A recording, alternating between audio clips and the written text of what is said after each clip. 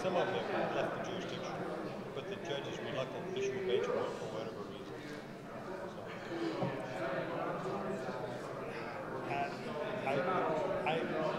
Because I don't appear in district court as a matter of course, I know to ask my staff if they got something on that date. Yeah, very well could be, but I don't know. Yeah, that's it. You have to put it on. I can't treat you any differently. If I treated you differently, then Channel 3 would say, I know what they're going to say.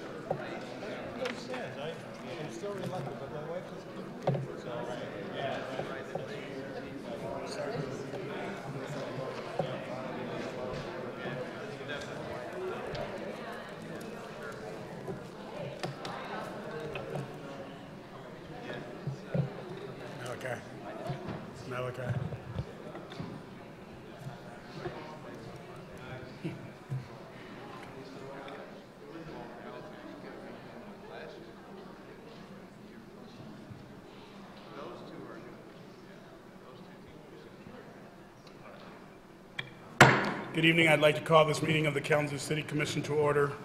May we roll call, please? Commissioner Anderson. Here. Commissioner Cooney. Present. Commissioner Cunningham. Yes. Commissioner Sykes. Here. Commissioner Urban. Here. Vice Mayor Knott. Here. Mayor Hopewell. Present. For our opening ceremony this evening, we will have an invocation by Dr. Michael T. Scott, Sr. of the Galilee Baptist Church. I ask that you stand for the invocation and remain standing for the Pledge of Allegiance. Good evening, Doctor. Good evening. We ask that you would bow your heads and close your eyes, and let's look to the Lord in prayer. Eternal God, our Father, we pause to first express our gratitude for sparing our lives and bringing us into a new year, a new season, and a new opportunity to tend unto the business of this city. We invoke and we invite your presence into this space. We pray that you would grant our leaders wisdom, discernment, patience, and understanding. We pray for peace and for love throughout our city. We also ask that you would grant us your blessings upon every citizen and each participant in tonight's proceedings. Father, have your way this evening. We also ask that you would look upon this nation and also this great state, particularly those who are less fortunate and those who stand in need tonight. Your will be done as it already is in heaven. We ask these blessings humbly in the name of our Lord and Savior, Jesus Christ. Everyone said, amen. Amen. I pledge allegiance to the flag of the United States of America and to the republic for which it stands, one nation, under God, indivisible, with liberty and justice for all. Commissioners, you have the agenda before you this evening. Are there any changes? Anyone in the audience wishing to comment on items under the consent agenda? That item will need to be moved to our regular agenda. If you have an item, please indicate at this time. Hearing none, communications? None, Your Honor. Thank you. I'll now open a public hearing to receive comments. Thank you. To receive comments on the fiscal year 2019 proposed budget for the city of Kalamazoo. You two fellas. Mr. Manager? Thank you, Your Honor. Deputy City Manager Patsy Moore would like to open with a brief presentation, and then Andrew Hahn and his staff from the Kalamazoo Downtown Partnership would like to make a brief presentation on their budget as well. Good evening, Deputy City Manager. Good evening, Mayor Hopewell, Vice Mayor Knott, and City Commissioners. It is our pleasure to present the 2019 proposed budget to receive public comment tonight. This document, as you know, was published in its entirety by December 1st on our website and has been available since that date in hard copy as well. You held your public work session on December 10th, and now we present the budget for additional public input, should there be any. The total proposed budget for 2019, citywide, all funds, is $181,712,603. Total general fund budget is proposed at $64,812,067. The general fund budget is proposed at fund balance is proposed at 15.3% as opposed to our target fund balance of 15%.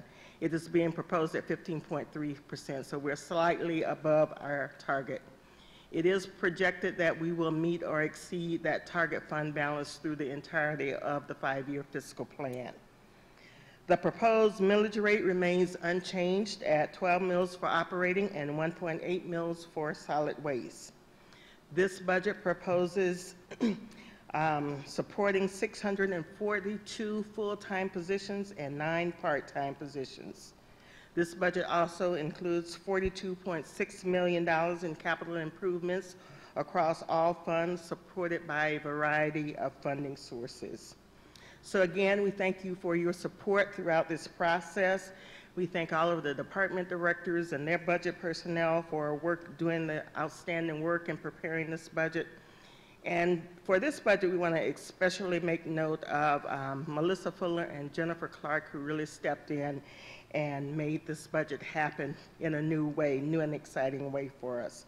So we are happy to present this budget for your final consideration on Tuesday, January 22nd, in advance of our charter deadline of February 1st. At this time, I'd like to invite Andrew Hahn up to share brief comments from his budget. Good evening, President Hahn. Good evening, Mayor, Vice Mayor, Commissioners, Manager Ritzma. Thanks so much for your time and support over the last year. I went ahead and we put together a quick little brief PowerPoint, but want to share some highlights of what's coming up this year and give a broad overview on what the budget looks like. As you're all aware, we've had a big year with changes at the organization on the Downtown Partnership side, formerly Downtown Kalamazoo Incorporated, and of course created with your gracious support, the new Downtown Economic Growth Authority. So as you look at this budget here, this shows the Downtown Partnership revenues, and that is all inclusive of the funds that come in from the DDA and from the Downtown Economic Growth Authority. So I'll split that up a little bit in a moment, but wanted everyone to understand that as an organization, we're now really handling this as one budget, showing the sources, presenting everything in a very transparent manner, and that's been very well received by our boards on the public side and the nonprofit board as well. So as you look at that from a revenue standpoint, we have our service agreements with the Downtown Economic Growth Authority, the DDA, our parking agreement, and then also a very modest one from Downtown Tomorrow Incorporated, and those total $424,000 this year. We've also really stepped up our fundraising and are bringing in around $460,000 this year for both operational support, which is very unusual, and for some very specific projects. As you are aware, in the city budget, there's a $384,000 operations loan. That is something that we project needing for the next 5 to 6 years as the new Economic Growth Authority, as that TIF begins to grow. As you'll see, it's very modest this year in a moment, but it climbs very quickly. State of Michigan will be providing $75,000 towards our budget. We do a lot in sponsorships, a contribution from the DDA fund balance this year, which we're drawing down a little bit, and then some other sources that total about $125,000 for a total of just over $1.6 million. So the revenues that come from the DDA are again that 2 mil levy that the DDA has had since it started, I think in the early 1980s, 1982. That totals about $270,000. That fund balance contribution, a very modest amount of interest income for a total of around $400,000. That will leave our fund balance on the DDA at about $380,000, which obviously is a good percentage right now based on the overall budget. On the partnership and on the Downtown Economic Growth Authority sides, they're much more modest, and we look to ramp those up, kind of that standard 15%. The major revenues from the Economic Growth Authority is the TIF, which I said will grow exponentially as the years go on. We have a small mall maintenance contract with the city, and then that operations loan and the state funds for about $600,000. We've split our budget into our 4 impact areas, which align with the 4 citizen coalitions, which we have just notified who was selected today, so we're very excited to get them on board and meeting in February. So people, place, growth, and experience. You'll see $137,000. Place is where we're making our largest investments this year. That's the built environment. Experience, which is the marketing and events and overall promotion of downtown. And then growth being our economic development work and business development. We do have, of course, to run an organization like this, there are costs associated to have a great staff like we do. So that's around $340,000. And then we do have some DDA obligations which date back to the previous TIF district. Again, about $1.6 million. I'm going to hit just a couple quick slides on what some of those examples of how those funds would be invested. So people, of course, the mall maintenance is something that we really pride ourselves on doing, and we look to invest more in that. One of the other key things that we're just getting started on is this discussion around a downtown ambassador program. That will not be fully operational this year, but we see that coming up in the next couple years, and we're going to start getting some funding into that. Place will be doing a streetscape plan, for downtown, which is something that is sorely needed and will really dovetail nicely with some of the things that are proposed to be talked about later tonight. You see the festival place. We did convene a task force late 2017 to look at that, and really had to kind of set that on the shelf for a minute while we handled some of the organizational work. It's beautiful. We don't want it to look like that empty, 90% of the time. So we're doing a comprehensive master plan there. We're looking to fund a public restroom this year, an outdoor one, which we're very excited, and we know that is needed as well. More alley activations, particularly on Exchange Place, which won't look like Bates Alley, but something similar. Again, the marketing campaigns throughout the year to promote downtown. Some new events. We're going to do something called a silent disco this year, which we're pretty excited about. And then continuing our professional development workshops that we've done the last couple of years. And that is actually from the Incremental Development Alliance. We've had them here before. We're excited to bring them back.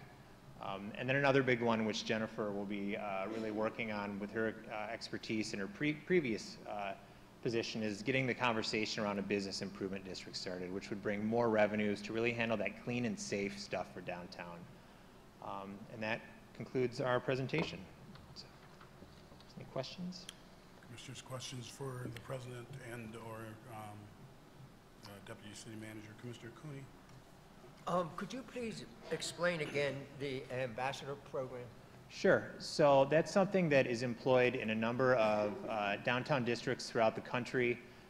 Grand Rapids, as one of our neighbors, has one, and they serve a number of key purposes. So they're really, you can think of it broadly as clean and safe. So they're out there cleaning up, making sure that our downtown is spick and span and spotless, doing plantings, giving people escorts to their cars if they feel they need that late at night. They really serve as an extra set of eyes and ears for public safety, and in many cases, these services actually have people that are trained in social work that can help connect people that are living downtown with service providers too. So it is not to do it to the scale that we want. We did not have the funds this year. It's easily, 400,000 plus when you're talking about having 2 or 3 people, most of the time during daylight hours. So we've received some really great interest from some partner organizations that we think would potentially support it. So more to come on that one. Thank you. Any other questions, Commissioners? Thank you. I would like to offer one comment. I'll spare you later. We just want to say that we are unequivocally, our boards are unequivocally in support of the transfer of the streets from MDOT. So we have a lot of people here that have come out to show that support. So look forward to the discussion tonight. Thank you for your time. Thank you. Anyone in the public wanting to comment on the 2019 budget for the City of Kalamazoo, please step forward. You'll have 4 minutes. Give us your name and whether you live within the city. Seeing no one, I will close the public hearing. There is no action this evening on this item. We will take final action on the city budget at our next meeting of January the 22nd. That will be on Tuesday, January 22nd, due to the Martin Luther King Jr. holiday. Mr. Manager, consent agenda. Thank you, Your Honor. We have 7 items this evening. First is the approval of a 1-year term contract extension for gasoline and diesel fuel with Kalamazoo Oil Incorporated for an amount not to exceed $600,000. Next is the approval of a contract with SWT Excavating Incorporated for the 2019 new water services project in the amount of $903,893.78. Next is the first reading of a zoning ordinance to amend the residential district standards and set a public hearing for January 22, 2018. Next is the adoption of a resolution adopting and approving the 6th Amendment to revised Brownfield Plan implemented by the City of Kalamazoo Brownfield Redevelopment Authority for 1101 Portage Street. Next is the adoption of a resolution granting a payment in lieu of taxes for the Kalamazoo Creamery Limited Dividend Housing Association Limited Partnership at 1101 Portage Street, parcel number 0622434008, pursuant to section 35-4 of the Kalamazoo City Code. Next is the approval of the sale of 925 Grant Street to Andy Benlenti in the amount of $1,500. And finally, the approval of the minutes from the City Commission meetings on August 20, November 5, November 19, December 3, December 10, and December 17, 2018. Thank you, Mr. Manager. Commissioners, the requested action is a motion to approve the consent agenda and authorize the city manager to sign all documents on behalf of the city. Is there a motion? So move. Moved by Commissioner Urban, Support. supported by Commissioner Cunningham. Roll call, please. Commissioner Cooney. Yes. Commissioner Cunningham. Yes. Commissioner Sykes. Yes. Commissioner Urban. Yes. Vice Mayor Knott. Yes. Mayor Hopewell. Yes. Commissioner Anderson. Yes. Thank you, Commissioners. Motion carried. Mr. Manager, G1, please. Thank you, Your Honor. For the next 4 items on the regular agenda, if it's okay if I read the first one and then, I guess I'm... Yes, they can present on all of them, and then Okay. we'll deal with them. Yes. Okay, so adoption of the complete street policy. I'd like to call forward Jeff Chamberlain, Deputy City Manager, and Public Services Director James Baker, and CPED Director Rebecca Kick. They've got a presentation on several of these actions being requested this evening. All right. So your microphone was not on for most of that, but CPED, Mr. Mayor? Community Planning, Economic Development. Thank you. Good evening, Deputy City Manager. All right. Good evening. Yes, as the city manager mentioned, I'm joined here by Director Baker and Director Kick, and tonight we want to bring to you 4 topics. We did touch on them briefly at the budget work session that we had with you a few weeks ago, but these 4 topics are all transportation related, and they're all items that are related to moving the Imagine Kalamazoo 2025 work forward. And so we're bringing them tonight as action items for your consideration. Because we do have 4 different topics tonight, what we would like to do with the commission is have just one overarching presentation where we'll touch on all the different topics. We'll then also have some opportunity for questions and answers if you would like with city staff here. And then individually then the city commission would then open and vote on each action item. So the 4 items that are before you tonight are, first of all, the complete streets policy. And I'm going to let the directors talk much more in detail about the actual workings of how these are. But the complete streets policy, which is something that actually a lot of communities around us have already adopted. But it's something that we purposely held off on adopting until we were done with Imagine Kalamazoo, so that we could work it into our Imagine Kalamazoo at work planning, so that we could craft it to specifically reflect the input that we got and the direction that we felt we would go as a community based on the input from Imagine Kalamazoo. And so we're bringing that to you tonight. The next one is a jurisdictional transfer between the Michigan Department of Transportation and the City of Kalamazoo. Admittedly, that one's probably the most complicated topic of the evening. There are a lot of information in the memo that you have. There's also a memorandum of understanding between the City of Kalamazoo and the Michigan Department of Transportation. That memorandum spells out all the different road sections, spells out how the calculations were made. It also spells out all the calculations for the overall. We also, I should mention that we do have a representative from MDOT tonight, so if there are any questions here that staff can't answer, we'll try our best to answer them, but just to let you know that a colleague of ours from MDOT is also here in the audience tonight.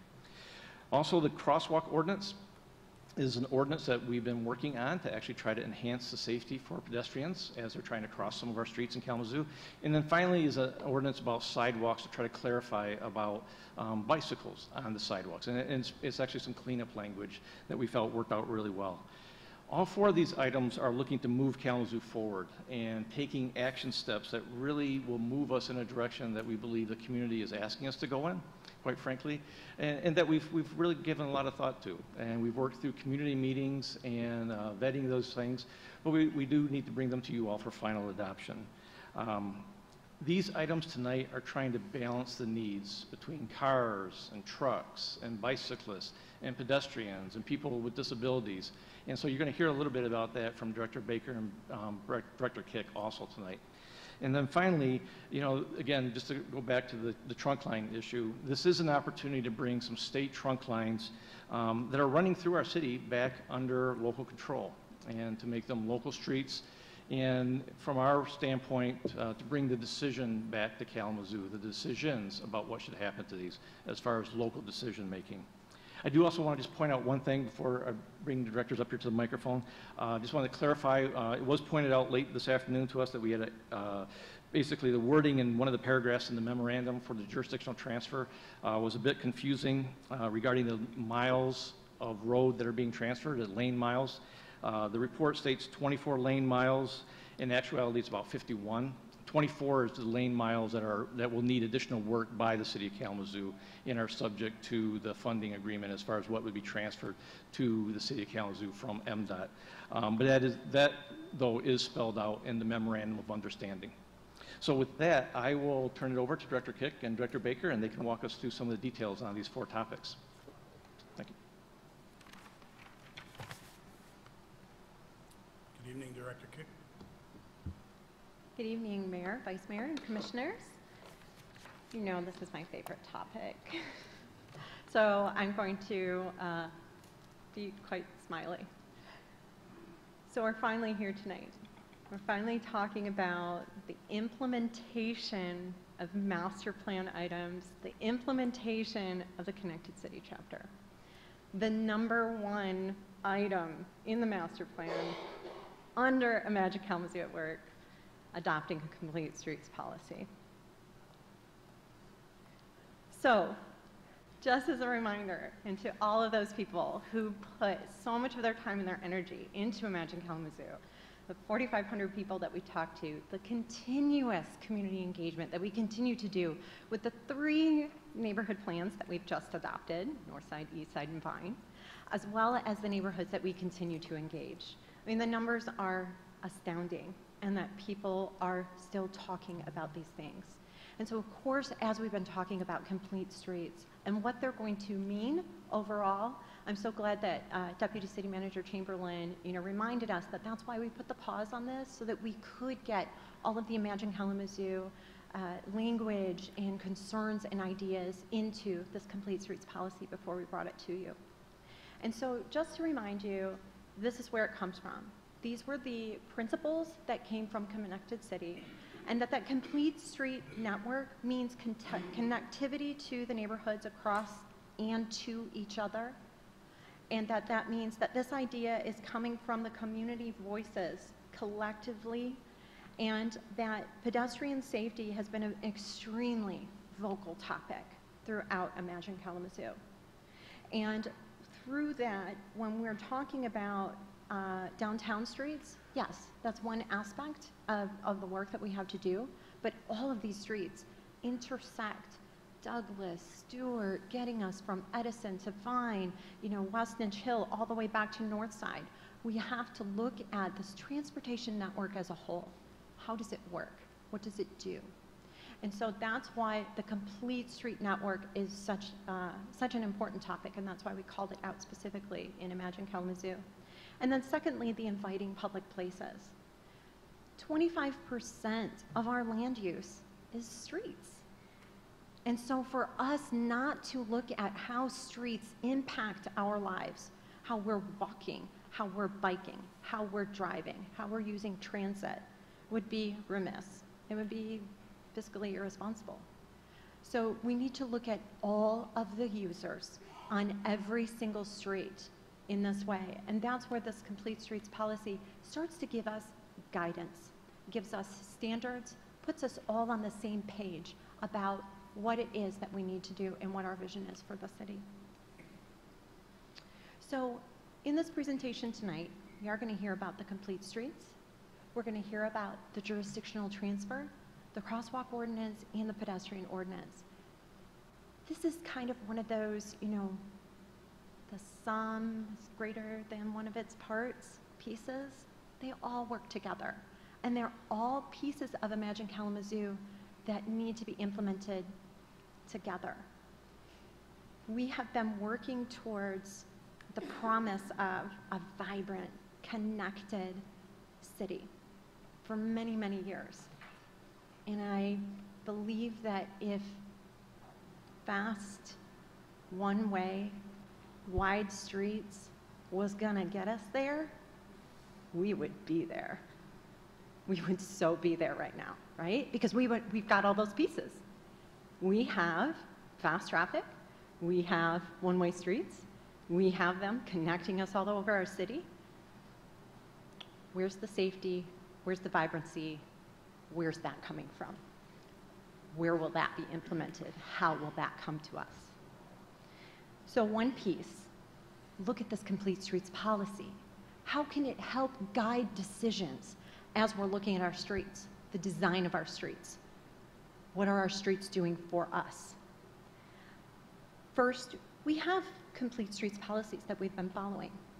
CATS, the Kalamazoo Area Transportation Study, whom we receive funding from, has a complete streets policy.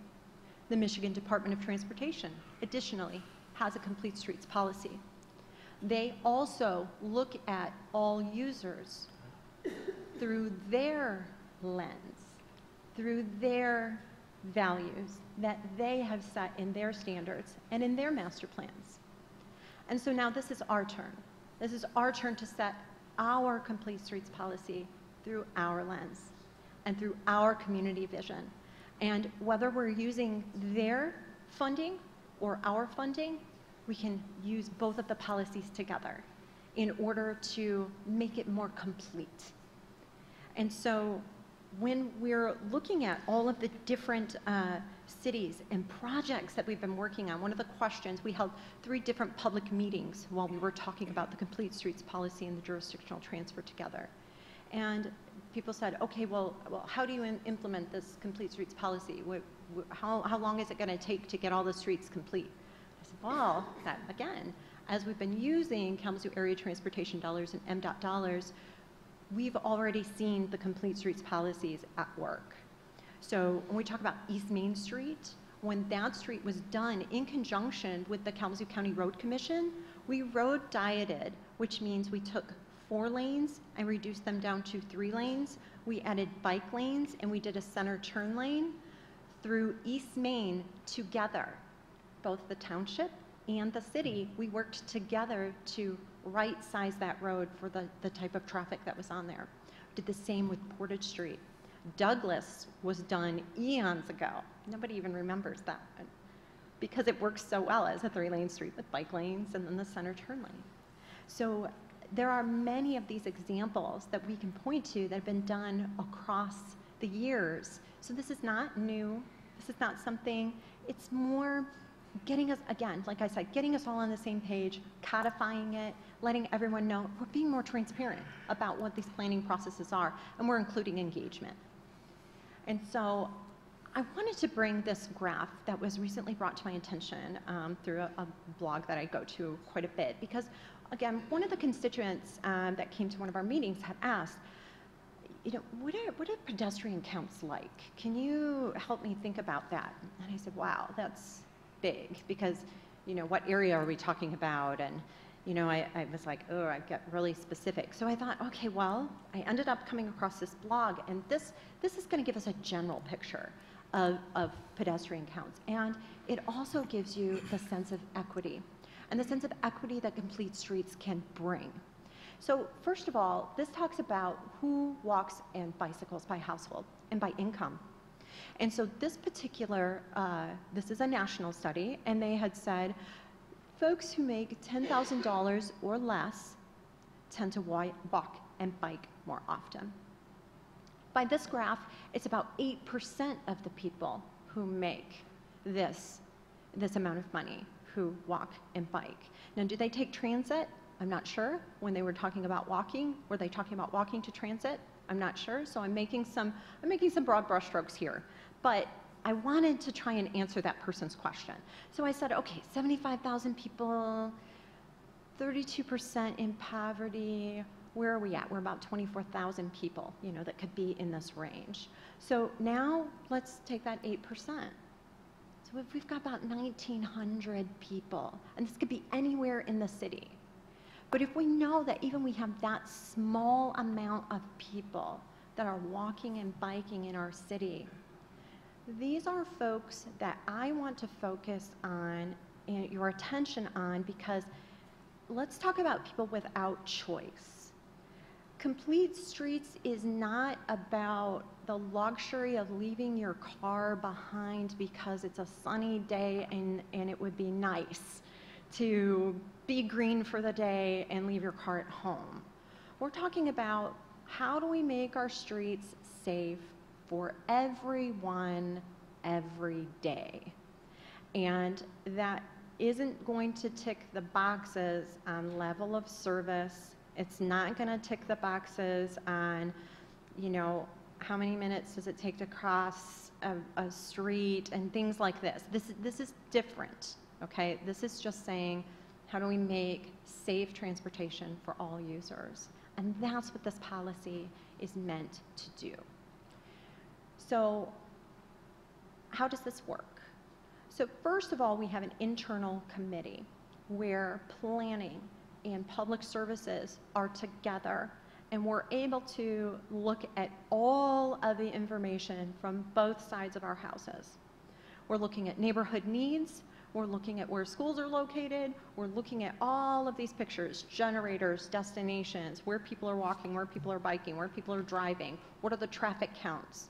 You know, I rely on Director Baker's staff to bring us those studies, give us all of the information that we need so that we can make well-informed decisions together. But that's the important piece of this Complete Streets policy. We're making well-informed decisions together. It's not one without the other. And we're all trying to balance our needs. And so what's important about that is that we have a checklist, and that this checklist is about 5 pages long. So I just wanted to share one piece of it with you, so that you just got a flavor of what kinds of decisions we're looking at together, so that you know that we're looking at connectivity, we're looking at price, we're looking at budget, we're looking at constraints as well. Not every street can have a bike lane. Not every street can have a wider sidewalk. But where can we put them? Where can we think about that network? I talked about the complete network earlier. So we're going to take all of these things into consideration. And then what we're going to balance it with is an advisory committee with people, with residents, with bicycle advocates, with folks who can give us the lens about how we should be engaging about the decisions that we're talking about.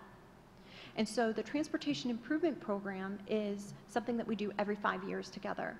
And we go out to the neighborhoods and we engage them and we talk about the streets that are going to be repaired. And then this is that important place again where we come together and we talk about our constraints, we talk about our challenges, we talk about budgets, and then we make decisions together. And that advisory committee is going to keep us on that leading edge. And they're going to make sure that we're looking at the best practices and that we're using the best information that we possibly can. And then in community meetings, what's important is because that transportation improvement plan is done every 5 years, sometimes what happens is we make a decision about a road, and then 5 years later is when it gets funded. Have things changed? Maybe new development has happened, maybe we need to check back in. It's just a gut check, and we just need to codify that, and we just need to make sure that it's there and that everybody knows that we're going to come back. Before we put the shovels into the ground, we're going to do another gut check, and we're going to make sure that we're going to verify all things that were said and that we're on the same page. So that's Complete Streets, and I'm going to hand it over to Director Baker now to help introduce the jurisdictional transfer topic. Good evening, Director Baker. Good evening, Your Honor, members of the Commission. Thank you, Director. So when we look at the jurisdictional transfer, we want to take a look back in time for a little bit. We've been working internally as staff with members of MDOT for roughly the last year just on this jurisdictional transfer concept. Before that concept came to play, we had the Pell study. And those of you familiar with the Pell study, that's the Planning and Environmental Linkage Study. That was kicked off in 2014. Now that work hasn't been continuous, so we haven't spent the last 5 years on that work, but that work has come and gone in fits and spurts, has concluded with several public meetings where input was gathered, taken back to engineers and digested and then brought back out to citizens. One thing that we realized as we worked through the Pell study is that the City of Kalamazoo and MDOT operate under two different goals or plans or overarching endpoint ideas of where we want to be with streets.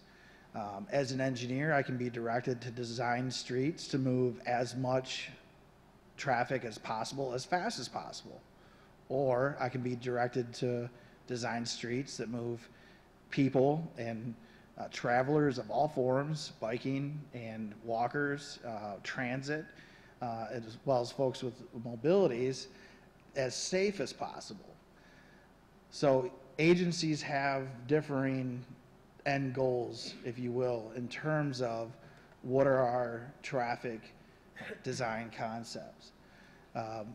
Further into the details of that are what an agency looks for as design manuals. Are we using an urban design standard in an urban city? Are we using a rural and highway design standard within an urban city? Those are more of the engineering details as we struggle through the Pell study to align citizen input and goals with what the engineers are able to come up with, and what those engineers are able to come up with when they're using rural highway designs versus urban city designs.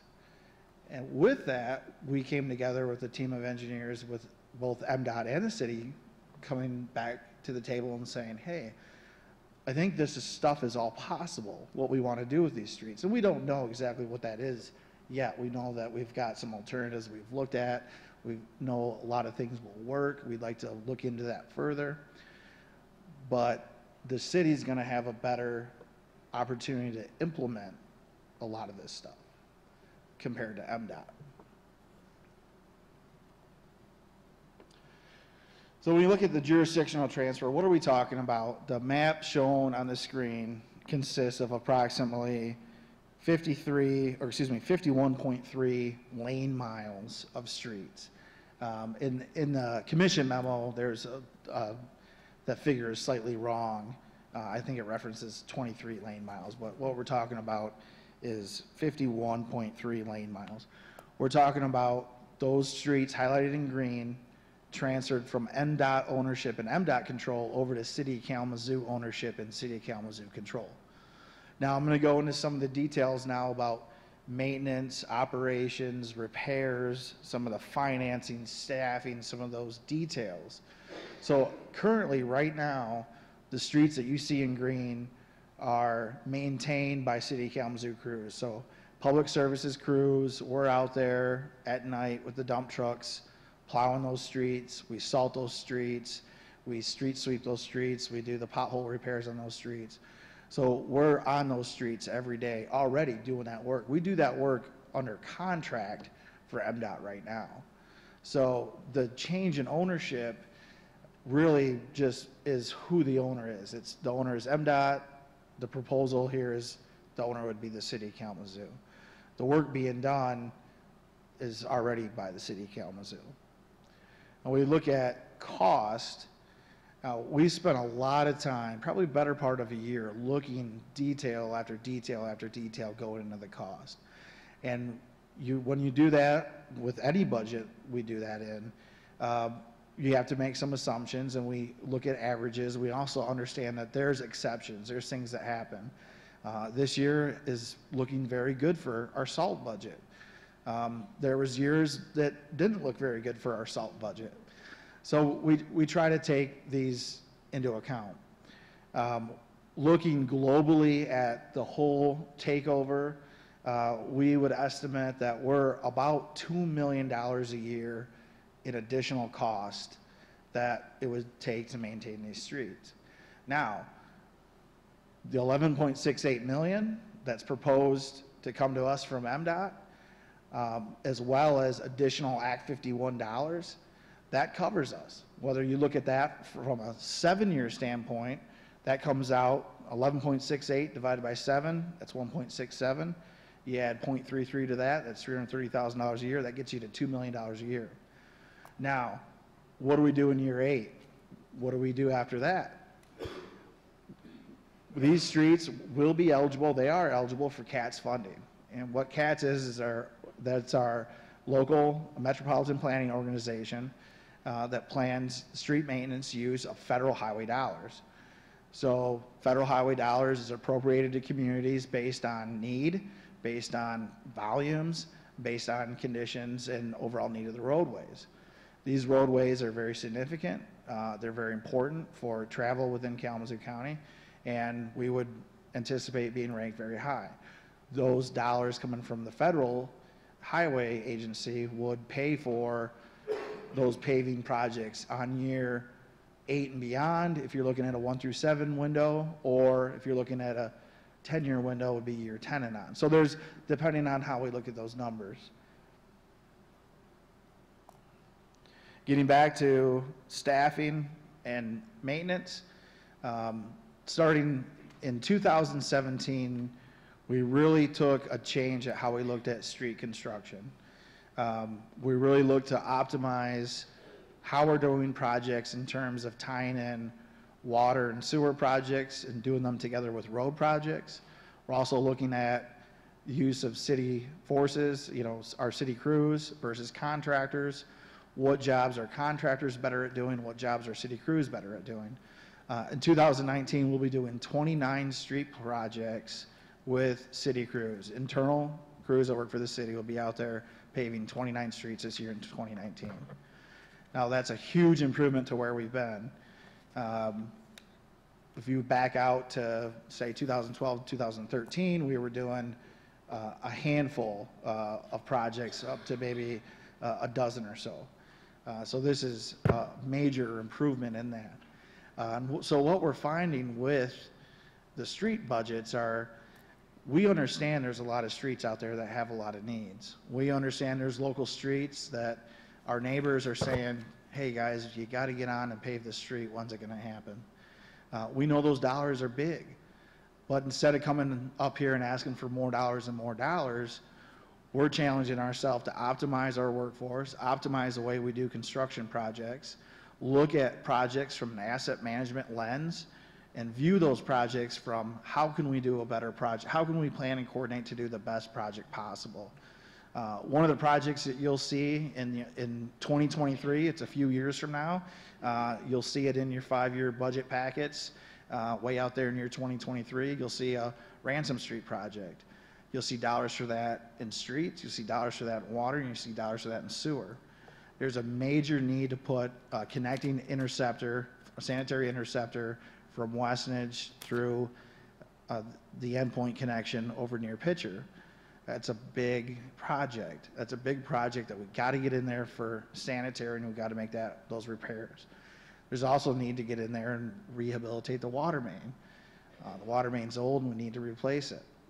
When we've got everything dug up, when we got a hole 14 foot deep, this is a good time to plan a new street. Those that you've driven on Ransom lately from Pitcher to Westnedge understand that it's a brick cobblestone road that pitches and yawns your car up and down so fast that you can barely get over 15 miles per hour on it. We'd like to do this project, coordinate it with improvements in the north side corridor, and have a really great street project when we're done. A street project that's going to be what the neighborhood wants, it's going to serve the neighborhood, and it's going to serve the traffic needs of that neighborhood and our motorists that have a desire to travel from Gull to Westnedge. So it's a holistic view on how we look at projects. We don't just look at it from a narrow scope of vision to only say this is only a street project or this is only a sewer project. Getting into some of the future elements, I think we've thrown it out there. We've talked and looked at two-way. We've talked and looked at improvements that we can make under local control. We've talked about speed. We don't know exactly where we're going yet. We understand that we need to study this more in depth. We need to go into some finer details on what was done with the Pell study. We also need to get some input from the community. But I tell you, from an engineering perspective, just looking at some key intersections, looking at how Douglas comes into West Main, and understanding what that does for pedestrians, it literally cuts people off from the college or from the Stewart neighborhood. It cuts them off from North Side, and it cuts them off completely. You have two neighborhoods that are cut off from each other just based on that intersection. So as we look to design to urban standards, not rural highway standards, we can start to connect our neighborhoods back together again. So to look at next steps, the state of Michigan's already approved what's proposed in front of you. We have it, the transfer as an item tonight for the city commission. And then as we look forward into the future, that's where we talked about actually retaining the folks that are doing the Pell study to wrap that up, and then go into some deeper dives on some of these intersections and some of these alternatives using an urban design model in lieu of what has been a rural highway transportation model. With that, back to you. And of course, community planning and economic development is going to be working side by side with Director Baker's team. And I keep warning everyone, it's going to feel like Imagine Kalamazoo Part 2 when we start that engagement process, because 2019 is probably going to take the whole year as we look at those streets and depth and breadth and all the things that they offer in each of those communities. So it's going to be a very big engagement next year.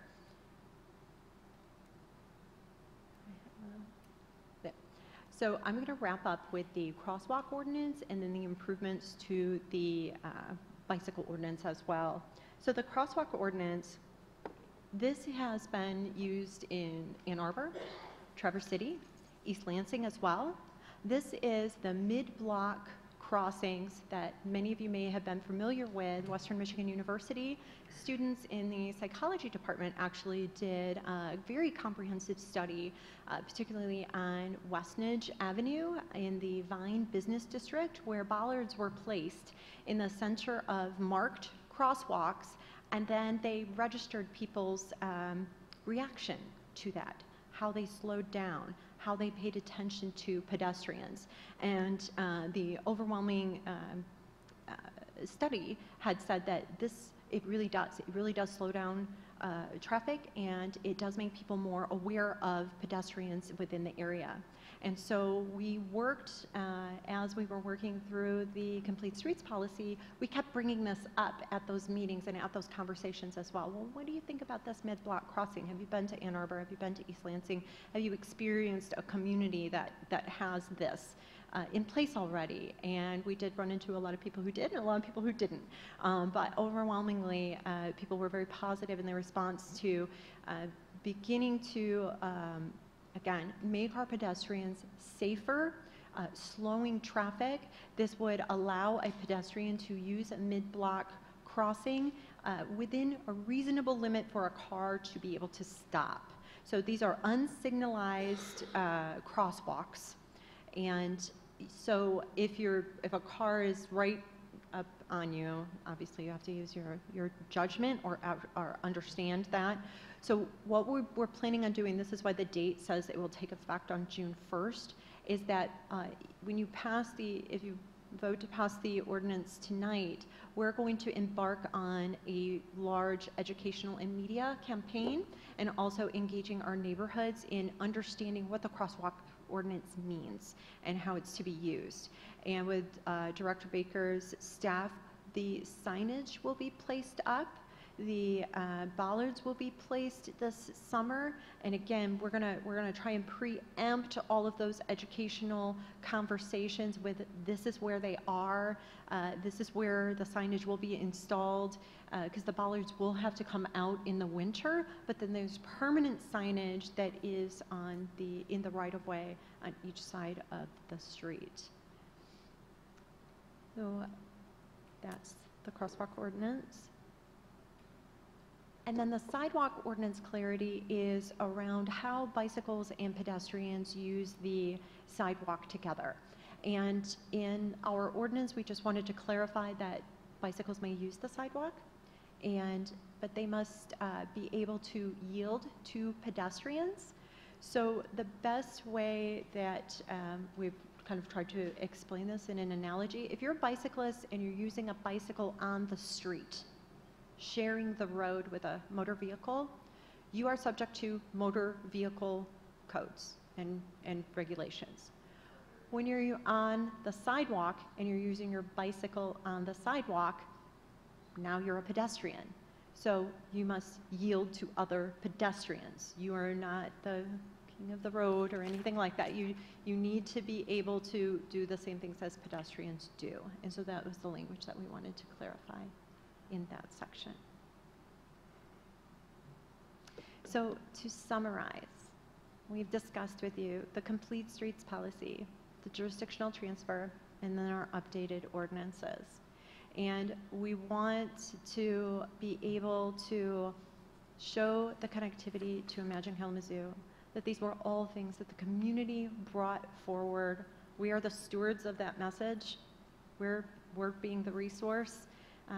We're the mouthpiece for them. And so that's why these were held in such high esteem during the master planning process. That's how the master plan ended up having such a robust transportation planning chapter through Connected City, was because it's what we heard so much about. And so it was necessary for us to have these action items, and it's really exciting to be able to bring them forward for your consideration. So I thank you for your time, and let us know if you have any questions. Thank you, Director Kick, Director Baker, and Deputy City Manager. Commissioners, you have questions? Commissioner Cooney? Thank you, Mr. Mayor. My question is for Director Baker. So I want to start by saying that... So we're making sure we're in question mode. Just want to make sure we know that. Okay, thank you, Mr. Mayor. I have to set the context for my questions. Okay. Thank you. So, to begin with, I want to thank you, and I want to thank the city manager for spending so much time with me on this issue. Because I really respect you two guys.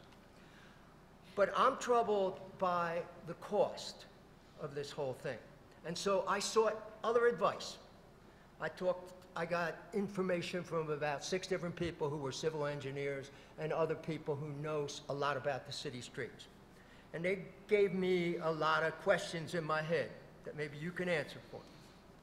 First of all, I know I don't go a week in the city before somebody says, hey, you got to fix that road. Because we know that the roads are not in great shape in our city. As a matter of fact, the pavement service evaluation rating says that among our major streets, 43% are in poor condition and 38% are in fair condition, and only 21% are in good condition. So we're going to take on more cost with this project when we're really not able to take care of the streets that we have now. So that's my first issue. And along those lines, in the memo that you sent us, it says that you estimate that it's not going to be even, that with the money that we get from the state and the additional money that we get from the other source, from Act 51, that we would still be $150,000 to $200,000 a year that we would have to get out of the general budget. That's what it says in the memo we got.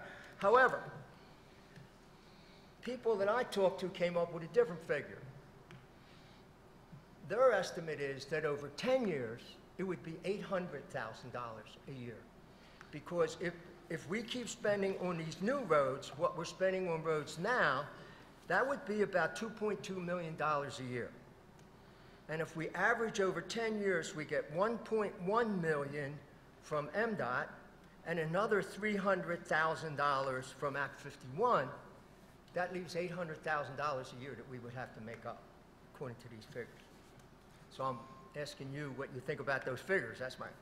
So can he, so you need to ask some questions, so can he start answering any of those? What do you want me to just... I got one more question. So Okay, yeah, I've got about 3 questions. Wait a minute, he's got Yep. one more. One more question. Okay. What happens in year 11 when that money has given out and we don't have any more money to fill that gap? So they're my questions. Okay, so I've got 4 questions now. Okay. I'm going to start with the third question. And that really kind of gets down to, as we've looked at the numbers, as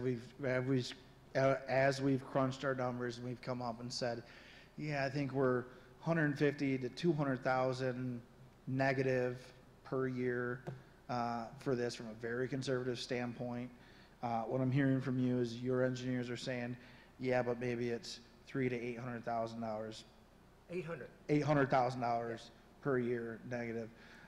First of all, I want to take a step back and put that into context. The major and local street funds, when we add in capital, and that's what we're talking about here, capital plus operations plus maintenance, it's all the line items in the budget that have to do with either majors or local streets. And those right now are about $15 million a year. So if we're talking about $250,000 out of $15 million, it's about 1% a year. And I'll tell you from doing budgets and working in the roles that have been in, I have yet to hit a budget within 1%. Usually I'm 7 to 10% under budget because we budget conservatively. Another aspect to put things in perspective, a good winter or a bad winter can be $300,000 to $600,000 either way, just in salt. So our ability to look out 10 years from now and say, yeah, we're exactly going to be 150,000 in the hole per year, or your engineers maybe $800,000 per year. To me, I'm hearing the same numbers because they're that close. They're that small. We're talking about 1% of our budget. If I can get and nail that target center mass to hit within 1% of my budget on a $15 million budget, we're doing pretty good. So that's, I'm happy to hear that we're all talking about the same things. I'm saying 2 million over 7 years. You're saying 2.2 over 10. These are close enough. They're not the exact same numbers, but they're close enough when we talk about a $15 million budget that we're in the ballpark. And there was a lot of work we did with MDOT's engineers, looking at our own books, going through 5-year annual average cost of everything. And I'm sure your engineers did the same thing. With that, we're not saying this has to come out of general fund, and we're not saying this is going to happen every year. So when we look at, well, we think we're $150,000 to $250,000 potentially in the negative, that could be, that's one change order on one project, or that's one good winter buys us 2 more projects. So what I'm saying is, with a budget that big, there's going to be these ebbs and flows, and we recognize that. So hopefully I've answered that question and put those dollars, certainly, my wallet, $150,000 to $200,000 a year, yeah, that's unbelievable. I wouldn't, that's insane. It's a huge number. In a $15 million budget, it's 1%.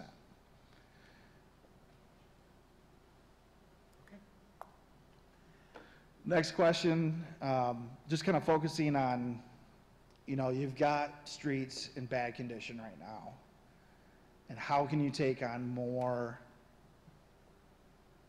I think the answer to that lies in, one, we're already doing the work. We're doing the work, and the folks over here at MDOT are the boss. Soon we'll be doing the work. You folks will be the boss. Another option, or another thing that we have available to us, is that the funds that we have available to us through federal highway are very significant. And they're very significant to help us with these projects, pavement preservations, capital maintenance improvements, to continue to maintain these streets. Another aspect of this, it's far more, is more beneficial and makes more budget sense to put dollars back into streets when they're in good condition versus waiting for them to be failed and have to put 3 to 7 times the amount of dollars into them. So we recognize that. We recognize that we have what we call failed local streets. Streets on that 1 through 10 Paisley rating, with 10 being the best, that are sitting at a condition 0 or 1.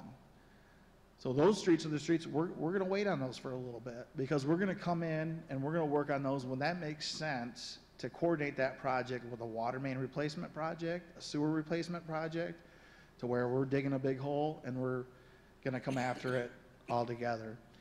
Similarly, on that note, we're looking at street projects. In 2017 kind of was the headwater year for us to change the way we looked at street projects, to change the way we looked at all projects.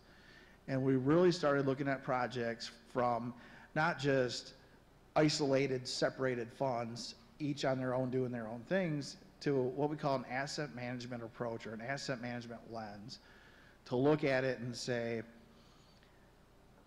can we combine and do these projects together? If we're doing lead service repairs on streets, can we focus and do that work at the same time and pave that street when we come back through and do lead service work? If we've got to dig up the street to do a sewer or storm replacement, should we replace that street at that time? And we've been working on, with the assistance of the state SAW grant, which is the Storm and Asset Management Grant, to put together an interactive system that's going to be housed within our GIS, our map and models, that's going to take in, we'll plug in all the street data, the Paisley ratings we're talking about here. We're going to plug in similar data for pipe, for sewer pipe and storm pipe. And then we're going to plug in unique asset characteristics about water mains, such as water main age, break history, and criticality failure. We're then going to color code that, in that the street is going to be green, yellow, orange, or red based on its condition. And the sewer pipes and water pipes are going to be green, yellow, orange, or red based on their condition. Then, in terms of planning, we start looking at, okay, where are all the reds, where does a red street touch a red water main, touch a red sewer main? And now we start doing projects to where we're digging holes and we're combining the resources of water, wastewater, streets all together to do one project. So we're not tripping over each other or looking at projects in an isolated standpoint. You know, I would say that gets to the street condition and how you can take on more. I think 17 was a watermark year for us in changing how we're doing things.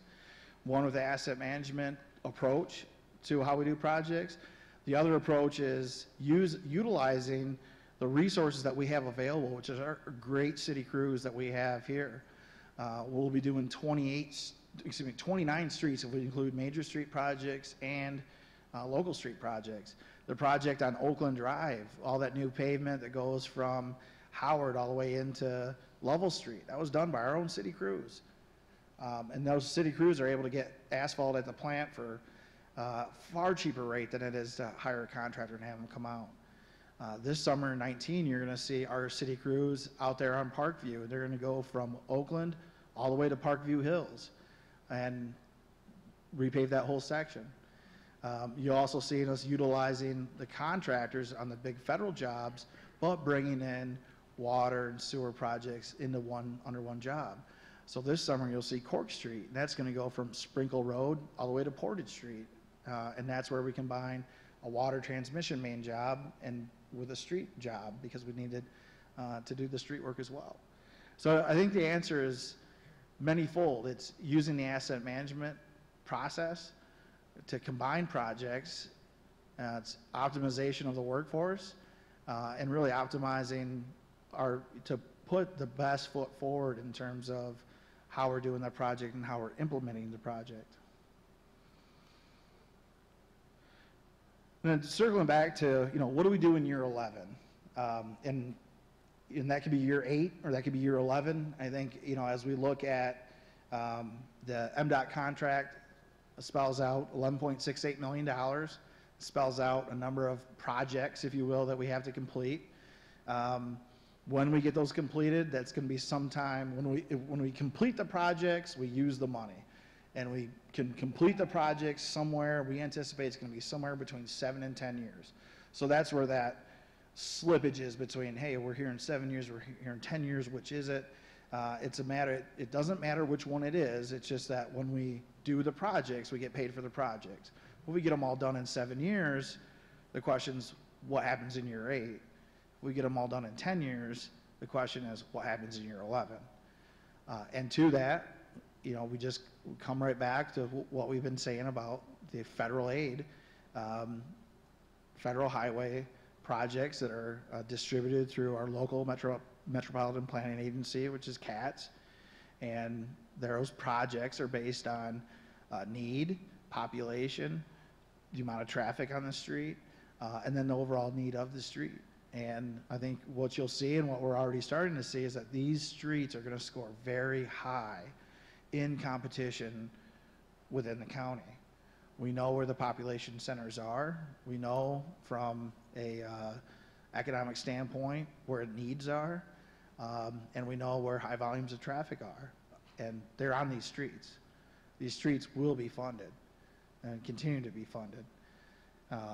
One thing that we're very cognizant of, and we certainly are not pushing to do, nor are we recommending, is to take dollars from other streets or to not complete jobs in other areas to keep these streets going. We don't see that. We don't think the numbers are telling us that, and we wouldn't recommend this if we thought otherwise. Mr. Manager. Yeah, I'd just like to add on to that and remind the commission, last month the Downtown Economic Growth Authority was approved. And if you remember the schedule of capture dollars, in year 10 and beyond, they're to a point where they would help, and it's part of the plan, to help contribute towards these streets and improving them. So that could be upwards of over $1 million a year plus. So just remind you of that. Other questions, commissioners? Thank you, everybody. Well, I did have one. I did have two questions, a couple questions. I'm sorry. Mr. Director, you've been doing this work how long? I've been engaged in public services work, engineering, civil work for 2018 was 16 years for municipalities, and I did work very similar to this. I was a engineer in the Marine Corps, so I did 4 years of work in that. So roughly 20 years experience doing this work, or this type of work. And for our capital improvements program plan, when we look out 20 years and everything, there's a lot of science and research that goes into that? Yeah, we began, 2016 was the first year that we really took a hard look at water. We then brought in water and wastewater together. We've got a plan for water and wastewater generally that goes out to 2045 that has a lot of components to it. And that's where most of the focus has been, on those big utilities with all the mechanical parts and the reliability that we need on them. Now, we also have looked at a 2045 transportation plan. We've submitted to CATS, that's our Metropolitan Planning Agency, a 2045 streets plan. So we looked at all the major needs of major street projects all the way out to 2045. So we're also taking that baseline, that's almost the backbone, if you will, of these build-outs of these plans, and then we've been distilling those down into 10-year and 5-year CIPs. And there is some change, you know, as things happen, either regulatory changes or changes with level service demand, you'll see projects move around. 2 years ago, we instituted the asset management system plan, to where we actually then start bringing all that information in GIS. We anticipate that will be up in a utilization form within the next year, and at that point we'll be able to plan in 10-year pocket intervals within the roads themselves. And you had mentioned that in 2017 you made a number of changes, the asset management plan and then our local crews doing more of our streets. What did you gain by our local folks really constructing our streets and working on our roads from a cost standpoint and from a miles constructed standpoint. Well, I'll tell you that the gains have been much greater than that. We've got a lot of pride in the work we do. Our workforce is predominantly folks from Kalamazoo County. These are men and women that live in these communities. They've been chomping at the bit and ready to serve these communities and wanting to go to work and put the dollars back into it. We haven't seen just the joy and camaraderie and commitment and excitement out of our crews to be doing this work themselves for the community in such a long time. So I know that wasn't a question, but I want to make sure I hit on that. It's a major morale booster, and the men and the women of the department love what they're doing and love to be able to put their hearts and souls back into this community. Now with that, we don't do miles and miles per year. We've got about 285 centerline miles. Well, that's all the roads and everything else. But we've done considerable work since we started that in 17. We've got some anecdotal values and numbers. We haven't got everything completely spit out through all the accountants to dot the I's and cross the T's, but we expect, and we're seeing on similar projects, is that we can do a project for about a third of the cost of a contractor for an 1.5-inch mill and fill. Thank you. All right, anyone, Commissioner Urban? A question about the coordination of work so that you don't dig up the streets more than you have to. There's another component besides water and sewer and storm sewer, and that is underground electrical and communication equipment and lines. Could you reassure us about, are they being included in your thoughts about coordinating the work? Because to the public, if consumers tear us up the street after the city's just done the street, all this stuff about coordinating isn't going to make sense to a citizen. So I want to have you have an opportunity to reassure us on that point. Yeah, thank you. That's a great question. Starting last year, we actually got together with a group that actually was spearheaded by Southwest Michigan First. It was an infrastructure planning group that brought together the county with the Kalamazoo County Road Commission, the city of Kalamazoo, the utilities that we're in charge of, as well as the streets that we're in charge of, and also Consumers Energy as a partner. We work with the county GIS technician, and each agency uploads their projects that they're going to be doing for the next 5 years, and that's at the county level. So we're participating in that. Last year was our first year in that, and we want to continue to expand upon and grow that as well. I tell you that there, unfortunately there are emergencies and there are things that don't all go in at the same time, and somebody might have to come and make a repair.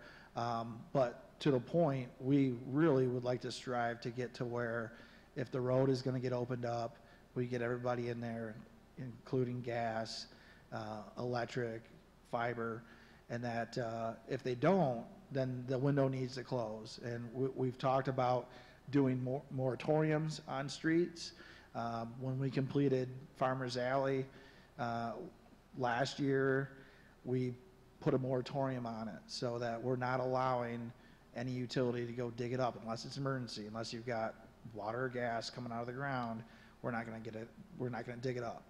And it's kind of our pilot to see, is that feasible? Will that work?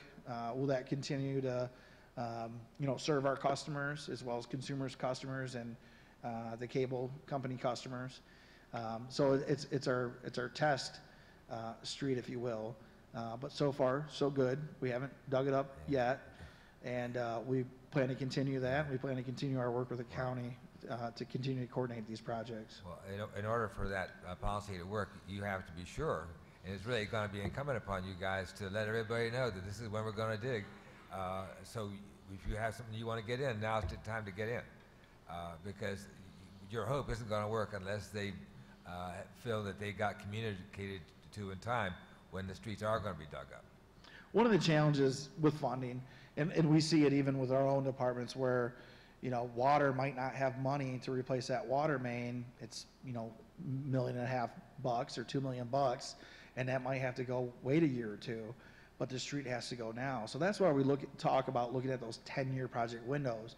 So where we can say, well, yeah, we want to do it. We just don't have the $2 million to put into it to do it this year, but we're going to look at 10 years out, because we know within 10 years, the street's probably going to need a mill and resurface. It could need a micro surface or something else to where it might make sense for us to get in there within 10 years.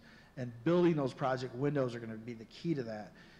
If we just lock everything down and say, you shall go in and replace this, I'll tell you, not everybody's going to have the money to do it when we say to do it.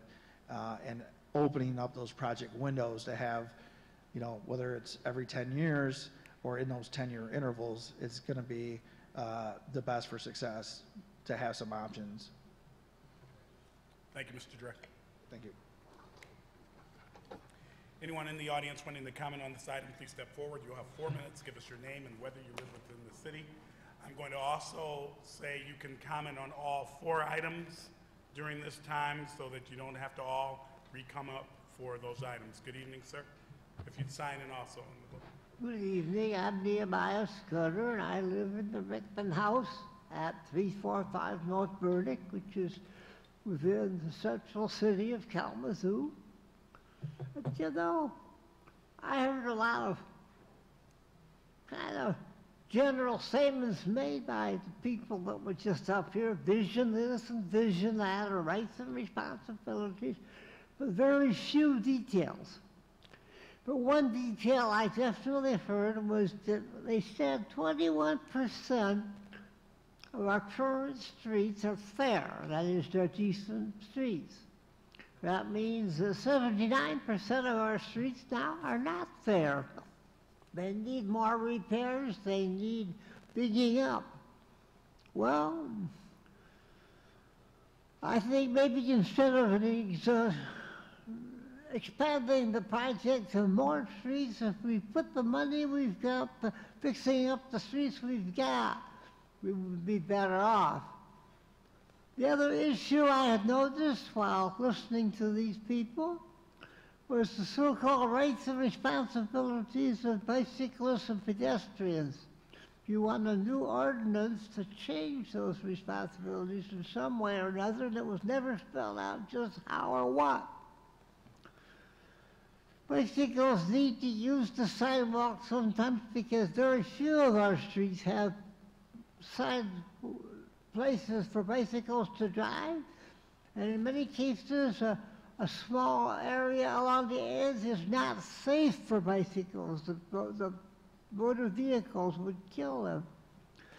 So these 2 issues bother me, and I wonder if some of our people that were just speaking could address them for us. Thank you. Thank you. Next, please. Good evening. Good evening. My name is Paul Eklund. I work with Disability Network Southwest Michigan, and I'd just like to make a statement for the agency that we're in strong support, not only for the safety that Complete Streets offers, but for the general accessibility that it also increases. If you make the streets generally more accessible for everybody, it makes it more accessible for people with disabilities, for seniors, for parents with strollers, for bicyclists. In that sense, we just have a strong sense of a need for the increased accessibility throughout the city, and are, once again, in strong support of Complete Streets. Thank you. Thank you. Next, please. Good evening. Good evening, Mayor, Vice Mayor, Commissioners, Manager, and staff. My name is Bob Miller, 3218 Greenleaf Boulevard in the city of Kalamazoo. I'm an Associate Vice President at Western Michigan University. And I'd like to say that WMU is completely supportive of the jurisdictional transfer of these streets. We're particularly interested in what that could mean for Stadium Drive. As you are aware, significant portions of our campus are on both the north and south side of Stadium Drive. That's true today. And as we look into the future and our plans for the announced south neighborhood, which will mean new residence halls and a new student center all along Stadium Drive. So we're very encouraged. We're excited by the fact that how Stadium Drive would be configured in the future will be the decision of this community. So I'd like to compliment the city administration and the city staff, as well as the team from MDOT, who have worked so hard to bring this opportunity to fruition this evening. And Mr. Mayor, with your indulgence, I would simply ask for a show of hands from the audience for people who are supportive of this jurisdictional transfer. Thank you very much. Thank you. Next, please. Good evening. Good evening, Mr. Mayor and City Commissioners. My name is Greg Ayers, President and CEO of Discover Kalamazoo, with offices at 240 West Michigan Avenue in downtown Kalamazoo. I come before you this evening to encourage your support of the recommendation for the jurisdictional transfer and acceptance of funds from the Michigan Department of Transportation to the City of Kalamazoo. I have often said the vibrancy of an attractive destination for visitors to discover begins with its urban core. We are so fortunate for a community of our size to have a fabulous downtown for residents and visitors alike to enjoy. At Discover Kalamazoo, one of our strategic priorities is to align community partners to create the future of the destination. Within this strategic priority is an objective to impact the vision and direction of the destination. And within this objective is an action to determine what influence Discover Kalamazoo has over improving directional or wayfinding signage. As outlined in the overall strategy for a connected city, wayfinding ensures residents and visitors can safely find their destinations throughout the city through easily understood signage, pavement markings, and route configurations which are applicable to various modes of transportation. Recognizing there are many benefits to be realized from having local control over all streets in downtown Kalamazoo, we believe one of the most important first steps is to change the primary roads entering and traversing downtown Kalamazoo into becoming two-way streets. For visitors to our community, this is one of the most challenging aspects of the overall experience of discovering downtown Kalamazoo. Last month I was in downtown South Bend, Indiana, a place where I was doing the same kind of work as I am today before being recruited to come to Kalamazoo. As you likely know, they have transferred all of their one-way roads into two-way streets.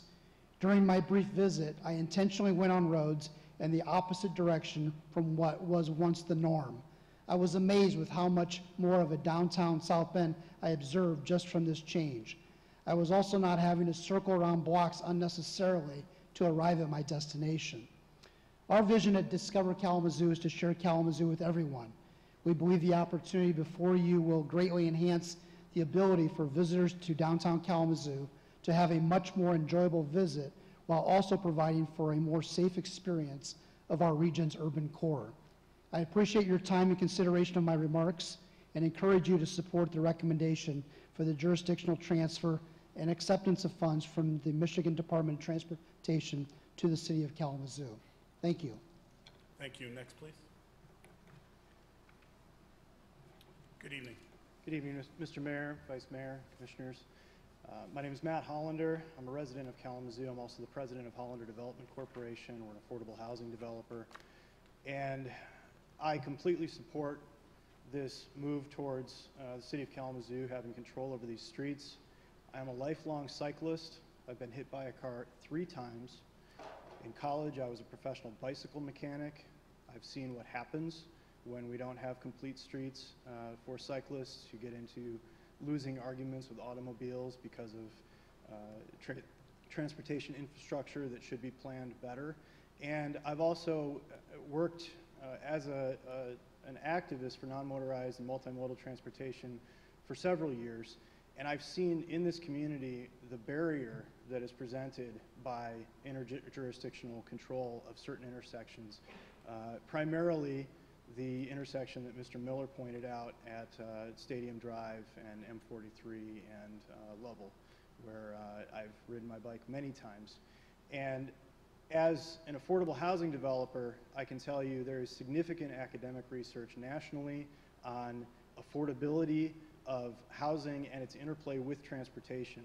And there are several academic researchers in the housing field who include transportation in housing affordability in terms of what percentage of low-income people's income should be directed towards certain things in their lives. And the predominant wisdom at this point is that 45% or less of people's income should be devoted to housing, utilities, and transportation. And having complete streets is the primary way that we have to leverage that sort of thing and not create situations where people are trading those necessities for nutritious food or medical care or child care or other things that they desperately need. So I could not support this more. Thank you for your time. Thank you.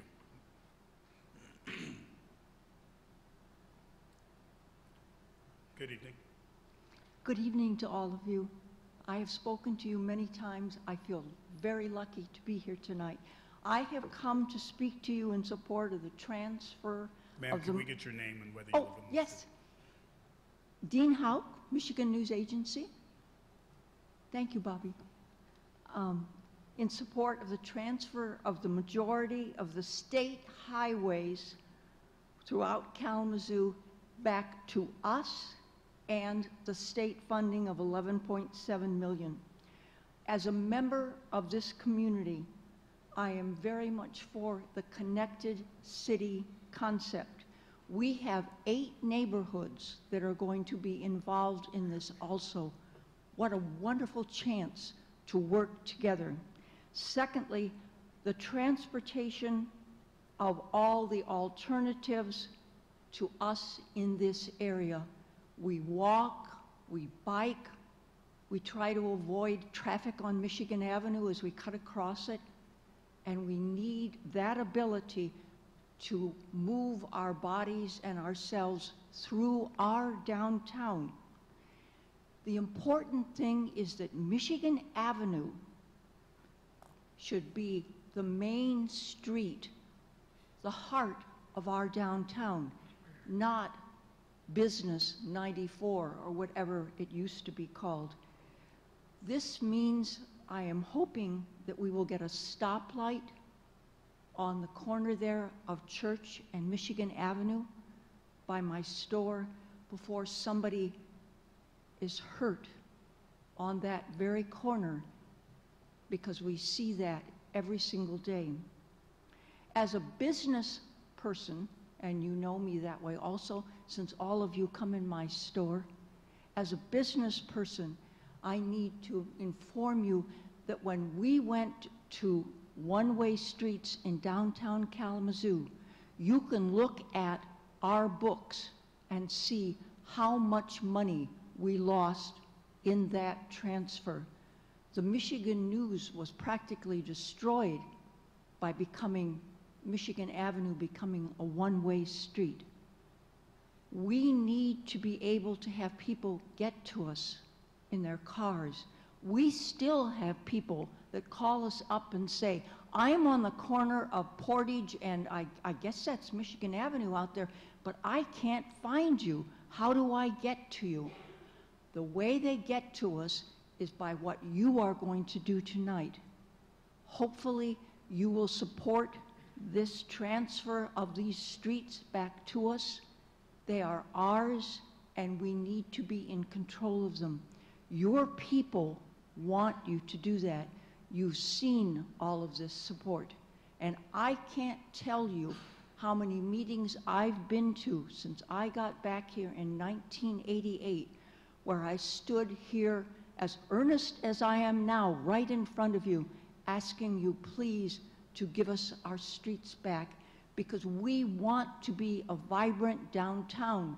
That's what your retailers need. And what we are doing now is we are losing people to our downtown because it has become even more difficult to be a business owner down here. I'm planning to stay. I want to be a part of this. I'm actually on the People Committee for the Kalamazoo Downtown Partnership, and you have chosen marvelous people to lead you in this. Thank you so much.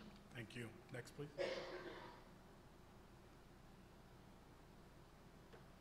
Good evening. Good evening. Thank you for this opportunity. My name is Greg Diamond. I'm the Chief Information Officer at Kalamazoo College. We're in our 186th year of operation in the city of Kalamazoo at 1200 Academy Street. And I'm here on behalf of President Jorge Gonzalez to offer Kalamazoo College's support of all 4 of these initiatives, but particularly the transfer of jurisdiction of the roads that have been talked about. Probably 2 main reasons. I try not to be redundant to the comments that were made from Western and other places, but probably 2 main reasons that Kalamazoo College is particularly in support of this. For one, all of our first year and second year students live on campus, but actually the majority of our juniors and seniors live off campus. We studied this a while back and found that the overwhelming majority of those juniors and seniors live within 3 or 4 blocks of the campus and are walking primarily to and from campus throughout the day and throughout the week. They're trying to traverse the spaghetti of streets, somewhat known as Stadium Drive, into the Vine and other neighborhoods that direction, or across West Main and Douglas and into the neighborhood and Stewart area there. And so our primary reason for wanting this is the safety of our students walking to and from campus, biking to and from campus. We've been involved in the charrette that was done in 2014. Some really exciting things came out of that. We're hoping that this jurisdictional change will enable a lot of those great ideas that came up and maybe some new ones as well. And I guess the second reason is really, despite our presence in Kalamazoo, we are somewhat hidden in there. There's really no front door for Kalamazoo, and we really see an opportunity in our master plan that you all approved in 2012, an opportunity for a front door along Stadium Drive, perhaps with a traffic light, as the previous speaker mentioned, in front of her place. Maybe there's a way to create a really nice front door, not only for the safety of our students and our constituents, but also the visibility of our institution. So thank you for your consideration of that. Thank you. Next, please. Jeanette Evans, welcome back from the New Year. Happy New Year. Yes, I'm hearing about all these streets and things, and I'm listening, which that's why I come. And I'm still talking about the streets across the tracks. We have Ransom, we have Pitcher, we have Porter. Man, I can't drive across them streets. I go across them streets all the time because that's where I live. And I'm saying I don't hear anything about, I hear you say streets, and I see you guys have a destination up there. Can't follow that. But when you do think about these streets, could you please remember that area? I think that train went over on those tracks that I was talking about. I don't know because I went over there, but I'm not sure how it flipped over. I'm not saying that had nothing to do with it, but I'm just mentioning our streets over there again. Thought this was a good time to plug it in, even if it might not be. But thank you so much. Thank you. Next, please. Good evening. Good evening. Marshall Washington, I'm president at Kalamazoo Valley Community College. It certainly is my pleasure to be here tonight to address you and want to stand in support of the proposals that are being put for you. I would tell you that our students and our faculty and our staff, and also too because we run the museum, our visitors that come to downtown certainly would benefit from the transfer of the particular properties that you're talking about, and certainly with more ability for our students to use bikes, also our students use public transportation, and all those particular items would certainly come into to fruition for our students. So again, thank you for the opportunity, and I won't belay this. Thank you. Next, please. Good evening. Hello, I'm Eric Stuckey. I live on 317 West Cedar Street, so as you could imagine, all 4 of these issues impact me and my family in a major way. I wanted to say, although I could sit here and poke holes in every one of those things to a minute detail, as a whole, I'm extremely in support of all of these decisions. As living in the city and not being able to cross streets to get my family safely to and from school, for having bike pathways and mobility. We heard everyone from the college talking about how they're in support of it. We heard business owners. I mean, I think as a pedestrian, I want to say my part as a citizen and living downtown, I'm in support of it. There were a couple numbers that were mentioned, like the 21% stuck in my head too. I said, whoa, man, our roads are horrible. But I think what they were talking to about asset management, being able to take these water, sewer, gas, all at the same time, it only makes sense. I mean, it seems like, why isn't this standard procedure across the country? I mean, what I hear tonight from people is just totally positive, and moving in the right direction. Sorry, I'm not as good a speaker as some of these other people. I'm just a yokel local. But I did make some notes. I also noticed we were talking about money. Everybody wants to know how much it costs. I heard a big number. I heard if we take our local city workers, instead of hiring out contracts, 1/3 less. Or, yeah, wasn't that the number? 1/3? That's huge. That in itself, not to mention the local families who live here who are gaining in steady employment and putting their energy in the community. Who's going to do a better job on your driveway? Some guy you're paying that wants to get out there on a Saturday, or somebody who's going to be using that driveway? You know, so to me, that speaks volumes. That extra money that was spent, I also noticed we're talking about a $15 million budget that was mentioned, and that extra money that may or may not happen in 7 to 10 years is only 1%. I think you are all long-term thinkers, which I tend to be. And so to me, this is all speaking to what we need to do moving the city forward. And it's going to cost money, and things are not always going to go smoothly or the way you want them to. But I think overall, that's pretty much everything I wanted to say. I just wanted to say, keep up the good work, and look forward to your support in the vote here. So, thank you. Thank you. Next, please. Good evening. Good evening. I'm Carol Schreiner. I live in the city of Kalamazoo. I'm here representing the Marlboro Condominiums Association, just 2 blocks down the street. And I'm speaking in favor of the jurisdictional transfer. One of the joys of living downtown is walking, and we walk a lot when we live downtown. We want a main street kind of downtown where the roads aren't highways with the sole purpose of moving traffic through, but a safe, welcoming environment for walking and bicycling. We heartily endorse this proposal, and we thank all of the people who have worked so hard on it. Thank you. Thank you, ma'am. Anyone else wanting to address this item? Seeing no one, Commissioners, the requested action, and we're dealing with G1, adoption of the Complete Streets Policy. A motion to adopt the policy. Is there a motion? So moved. Moved by Vice Mayor? No? Oh, I heard all kinds of things. Moved by Commissioner Sykes, supported by the Vice Mayor. Thank you. We're in discussion on that item.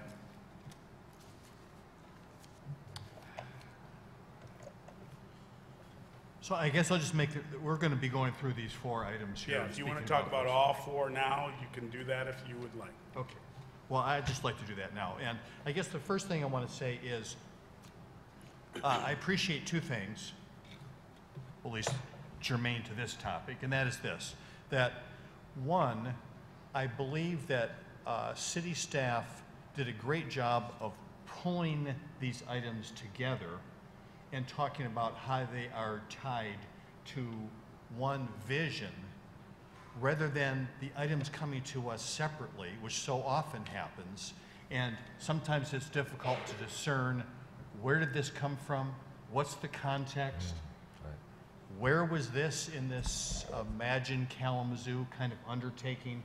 And how does it fit in this puzzle that we're trying to put together. So first of all, I think it's a helpful way to think about this undertaking. Some of these items, modest in effect, and some of them huge in effect, but bringing it all together and talking about it as one piece. I think that's very helpful. I appreciate that. And another thing that I'd like to say about that in terms of thanks is that even though, tonight we're talking about it, and in some ways it seems like, did this just happen? It hasn't just happened. This has been a discussion with careful evaluation that's been going on for a long, long time. And there's been serious thought put in to what has come to us tonight. There's been thought about numbers, engineering, things that are more philosophical and theoretical in nature. How do we connect people? How does a community feel like a community? How do you help someplace feel like a place where we live together rather than a place on the edge of an expressway where everything is going by you? So it's combining all those things together, and I'm very thankful for those two pieces of that. That all said, this decision in particular related to the transfer is not one that I believe that any of us feel like we should take lightly. And I don't feel that way. We are taking a risk. There is no doubt about that. And I've had the opportunity to hear some of the alternative evaluations that Commissioner Cooney has spoken to tonight relative to that risk. So let's not head into this imagining, that it's going to be all rose petals going forward. We are taking a risk, we are taking a responsibility, which will have some costs associated with that. But in that, I'm reminded of something that occurred probably before half the people up here in the dais were even born, and that contributed to us being branded in a certain way many, many years ago when we were called the Mall City for a while. And as a matter of fact, recently had a visit to my daughter, who happens to live in Santa Monica, California, that has a pedestrian mall that was actually modeled after the Kalamazoo Mall years and years ago. And I'm sure at that time, a lot of people felt like maybe this isn't a good idea, this is risky, what it's going to cost us, what's going to come of all that. And certainly there's been good times for the mall and not so good times for the mall. And one thing we've experienced over the course of these few decades is the hollowing out of core cities and the abandonment of downtowns. And now we're in a time where in the world, over the next couple decades, we've already well past the fact that more than 50% of the world live in cities now, and we're heading faster and faster toward an outcome where over the next couple decades, literally 3/4 of the people in the world are going to live in cities, in urban environments. And we're seeing people who are desiring to now live in cities, people that we thought were going to be distributed from one end of a cornfield to the woods when we created this vast interconnected system of the internet. And it turns out people want to be proximate to each other. People like having neighbors. People having the opportunity to interact with people that are not all the same as them in these communities that we're developing. And so people are moving back to cities. And in the world, nobody cares about Kalamazoo. We care about Kalamazoo. And we're going to be a place where people can decide to be or not be. And we want to be a city that feels like a safe place for all to live. And this is one piece of that. And so recognizing risk, let's not pretend it's not there. We are making a decision based on a practical evaluation, but also tied to a vision about how we want to live together and try to manifest that vision to the practical steps that we take. For those reasons, I'm going to be supportive of it. All these various number 4 of things we're putting together tonight. I recognize, however, that this does not have a certain outcome, and things could happen, and we are taking a risk together. But I'm just encouraging us to keep this momentum going, that is the momentum about how Kalamazoo can be a great place to live for all people. And let's build on that and build on this to make sure that we do this, when we look back now, decades in the future, that we say, that was a wise move, and that played a part in the great place we've got to today. Thank you. Commissioner Urban. Thank you, Mayor Hopewell. Well, I'd like to just echo pretty much what the sentiments, or what was behind what Commissioner Anderson was saying, but I want to be a little bit more positive even than he. I'd say that we're taking a risk to seize an opportunity. And we don't just take a risk just because, and then say, well, this could be dangerous.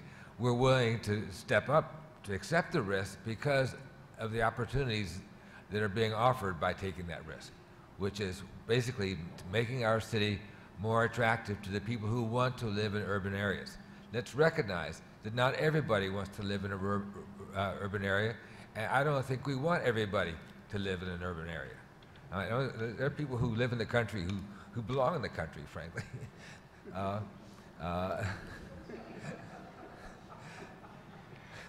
But for those who want to live in a city, we're competing with other cities. And so it's very important that we make our city as attractive as possible to newcomers, and we respect the needs and desires and conveniences that are necessary to keep the residents well satisfied and well fulfilled in living here that are here right now. All of this is fitting together so well because of the way the Imagine Kalamazoo project was conducted and how we're integrating what we have been doing since then, consistent with what we were told in the Imagine Kalamazoo effort. I just am thrilled to see this happen. I just wish I could live long enough to see this all play out. But I'm going to be around for a while, and I think we'll see a lot in the next 5 years. But it won't all happen at once. There's going to be some impatience here. And when we say that this is going to be good for everybody, in general, that's true. But there are going to be some folks who, at some parts of what we're going to be doing, are going to feel put upon. There may be a change in for example, in where you can park on the street. It may be things having to do with parking, things having to do with where exactly crosswalks are striped and where they aren't. All these things, I expect, in general, people will be overall feel better off about it. But let's not kid ourselves. There are going to be some people who will be upset with decisions that we make, at least for the short term. That I accept, and I'm willing to soldier on steadfastly to see this all happen. So I'll be voting for all 4 of these things. Thank you, Commissioner. Other comments? Commissioner Sykes? Yeah, I won't spend a lot of time repeating what my colleagues have already said. I really just want to thank our Community Planning and Development Director for lifting up the impact on social equity this change has. I think it's really valuable to remember that marginalization and also inclusion can be implemented in the way that we plan our city. And I've always been really grateful for Director Kick and understanding that, knowing that, and always having an eye on that. So I want to thank you for sharing those numbers and keeping in mind those folks who are experiencing poverty, who don't have a choice but to ride their bike or walk, I'm absolutely in support of these four changes, and we'll be voting yes. Thank you. Thank you. Other, Commissioner Cunningham? Cunningham. Yeah. You never make mistakes, I'm sure. Never. So there's quite a few things I want to say. I think this is a situation where obviously we hope for the best and always plan for the worst. To our city manager, in 2015, during my first term, one of the first things I brought to your attention was the fact that the one-ways being frustrating. As a WMU student, I think we definitely could see how Stadium Drive is a highway. As downtown being pro-business, I think we can see how our one-ways versus two-ways can deter from business opportunity or business attraction. I like how, I didn't write his name down, I think his name was Greg, mentioned, Greg Ayers mentioned, how just going the opposite way direction on a street can just change your whole outlook of a community. And I think that leads into, it's going to be a cultural change for our community, period. I think even for myself, I'm so auto-programmed to turn down certain streets that I don't even pay attention to it. I just do it naturally because I'm so used to the community. But I think overall, I appreciated how Rebecca Kick mentioned, there's going to be an educational component, and I think that is pivotal to us moving forward with this opportunity. Because even that crosswalk ordinance, when they placed the crosswalk sign on Westnedge, I was quite frustrated with it myself. I didn't like it. But as a team, I think we will find a way to go about deciding where those go. And even with the sidewalk ordinance, I am an avid biker. I do not like to ride on the road. I do take the sidewalks. I did learn the hard way that you cannot ride down Kalamazoo Mall on the sidewalks. But yeah, I just want to really commend you, Jim. Like I said, I brought this up in 2015, and to see the leadership of our mayor, the leadership of the city commission, and the leadership of city staff to look at this and look at it wholeheartedly. Because I only mentioned, was at Kalamazoo, Michigan, and Stadium, and then they came back and said, well, how about we add in Westnedge and Park? And if you're on the north side of town, I didn't necessarily equate this to, the potential one-ways and the speed between downtown and 131 exit, that the homes between Park and Westnedge, there are a lot of missing homes between that space. And I'm assuming that the value with the two ways and the slowing down of traffic of those homes will create more interconnectedness between the homes in that area. And I would assume that there would be a value increase. But it all goes back to what you said, Don, in regards to, Dr. Cooney, Don Cooney, that, this is not a light decision that we're making, and we are making a decision to bear a burden or pass a burden on to our next generations. And I will say that I appreciate everyone who is here, but I always typically like to send you off with an action item. We have state and federal representatives who are responsible for making sure that our streets are paid for also. And I know that continuously we run into issues where we are guaranteed a certain amount of money, and then a few years later, those dollars are being divvied up to other issues that they were not initially intended for. So I ask that if you are in this audience and you are here tonight, make an extra call. Contact another representative in your community to have these same conversations.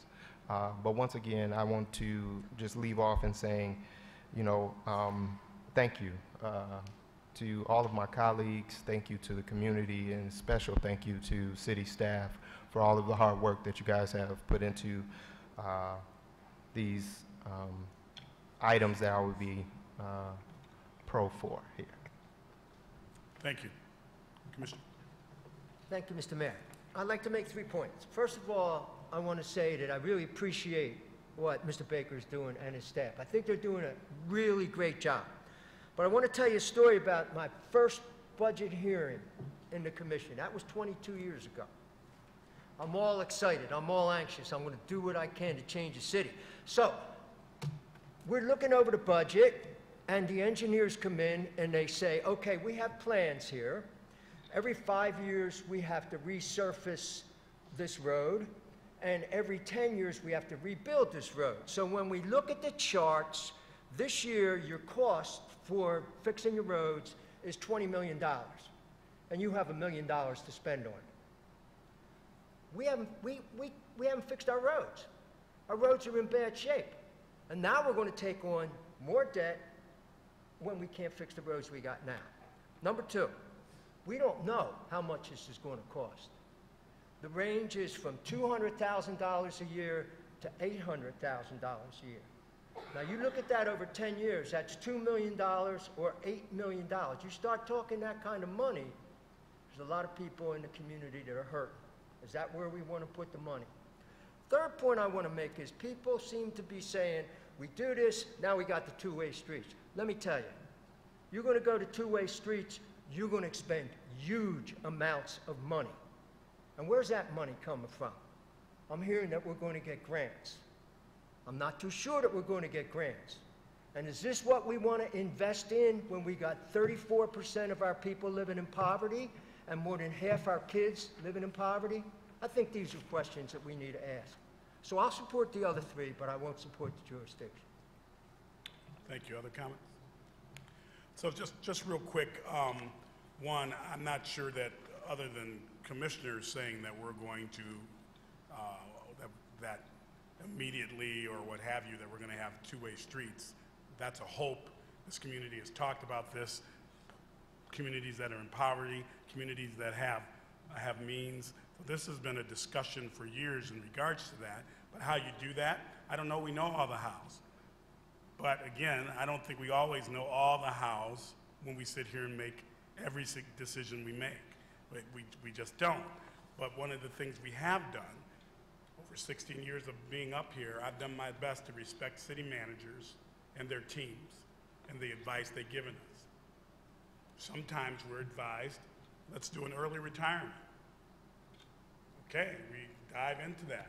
Oh, but we offer a 1% incentive or dollars incentives and things of that nature, but we don't have a larger discussion about the longer impact, or could that percentage have been 0.5%, but we move forward with faith and belief. We took a risk, a leap, and sometimes we regret that.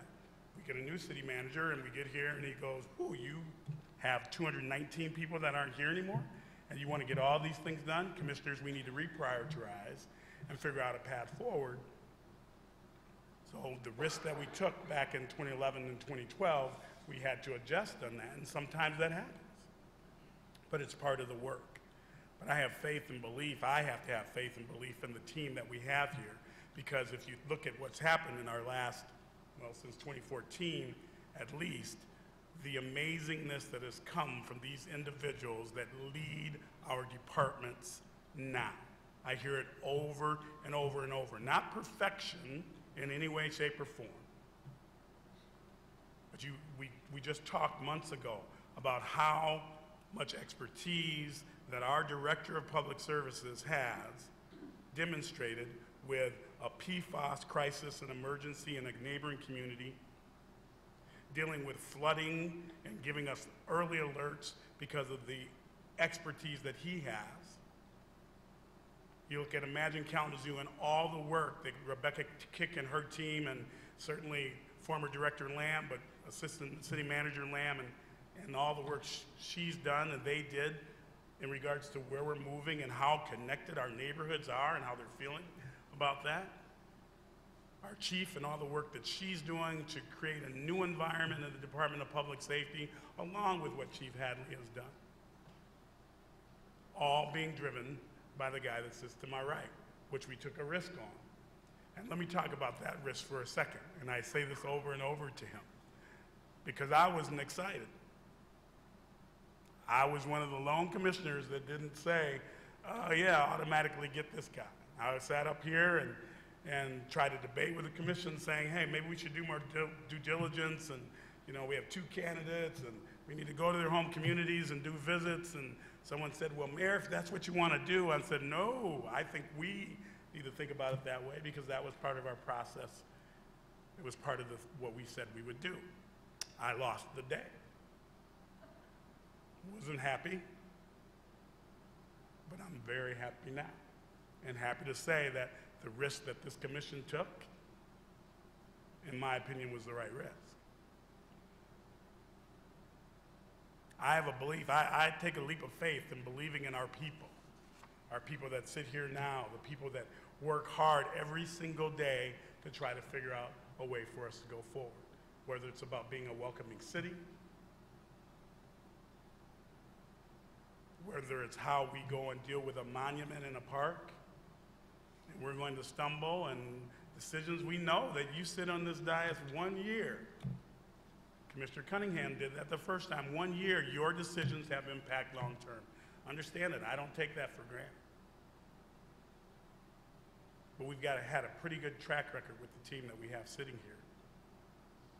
We absolutely do, and so I have full faith in their ability to vet projects and understand, I appreciate someone saying it's 800, and when someone says that it's 200 to 800, I don't know that it's 200 to 800.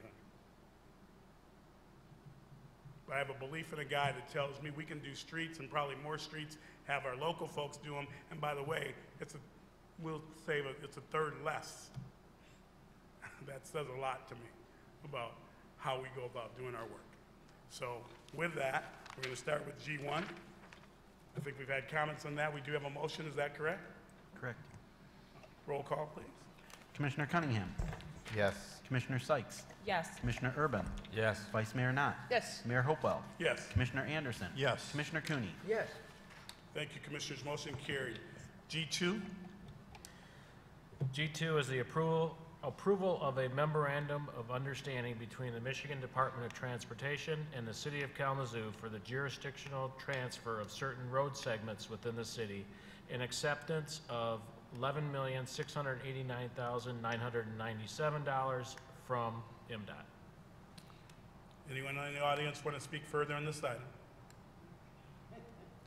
Seeing no one, Commissioners, requested action is a motion to approve and authorize the city manager to sign all documents on behalf.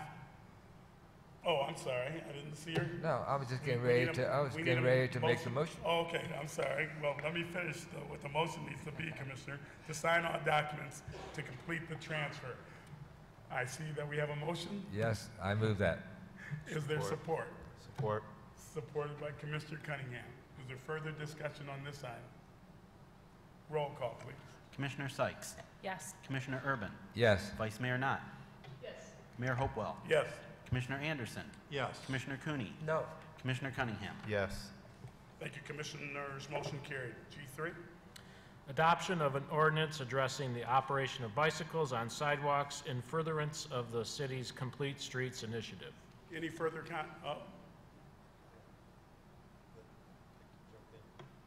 Why don't you jump in and then I'll ask if there's further. Okay. I want to point out a couple things before the next two matters come up. They're both ordinances. The first one, I would like you to adopt it with the Scrivener error corrected. At section 36225B, I neglected to put it in an article that should say a person shall yield to right-of-way to a pedestrian. This is a bicyclist on the sidewalk. Shall yield to a pedestrian and give an audible signal. The word "and" didn't get in the copy. So just make that small correction with the Scrivener error corrected. The other observation is the last one in regard to the rights and responsibilities of bicyclists and pedestrians at crosswalks. One of the speakers wanted to know, why the need for this and the other ordinance, and I wanted to answer that question. The need is this. The first one in regard to operation of bicycles on sidewalks It really wasn't clear in our ordinances. There was an implication that was legal, and I know that I've been told since this that anecdotally that sometimes public safety officers told bicyclists they couldn't use the sidewalks. So we wanted to make sure that was clear that bicyclists may use sidewalks. In regard to the crosswalk ordinance, we did have a similar crosswalk ordinance, but it really wasn't enforced, and it didn't have the teeth that this one has. I would, again, point out two incidences that I was involved in. One is I was walking downtown, this is a couple of years ago, when they talked about the WMU students doing a study. And they were doing the study right here at Academy and Rose, and they had the bollard in the middle of the street. And I'm trying to cross the street, and cars are continuing to move, even though they said to yield. And they had several students that were acting as pedestrians to cross. What I noticed was if a male was crossing, traffic didn't stop. If a female crossed, they stopped. Now, I don't know if that means anything, but I thought they may have skewed their data, that if they had a female crossing, traffic stopped, but men they did not stop for. Thanks for sharing. The other anecdote was in Ann Arbor. I was in Ann Arbor in November of last year, in the middle of the week, because I returned to law school for a function, and I was going back to my car on a rainy night. And Ann Arbor has this crosswalk ordinance. And so I'm standing in the rain waiting to cross Hill Street. If you know Ann Arbor, it's kind of busy near campus, and water's splashing, but traffic actually stopped. I could cross the street without having to worry about a lot of traffic, and I could get to my car and out of the rain quicker. So again, anecdotally, it was kind of nice to see that type of traffic yielding to a pedestrian. Thank you.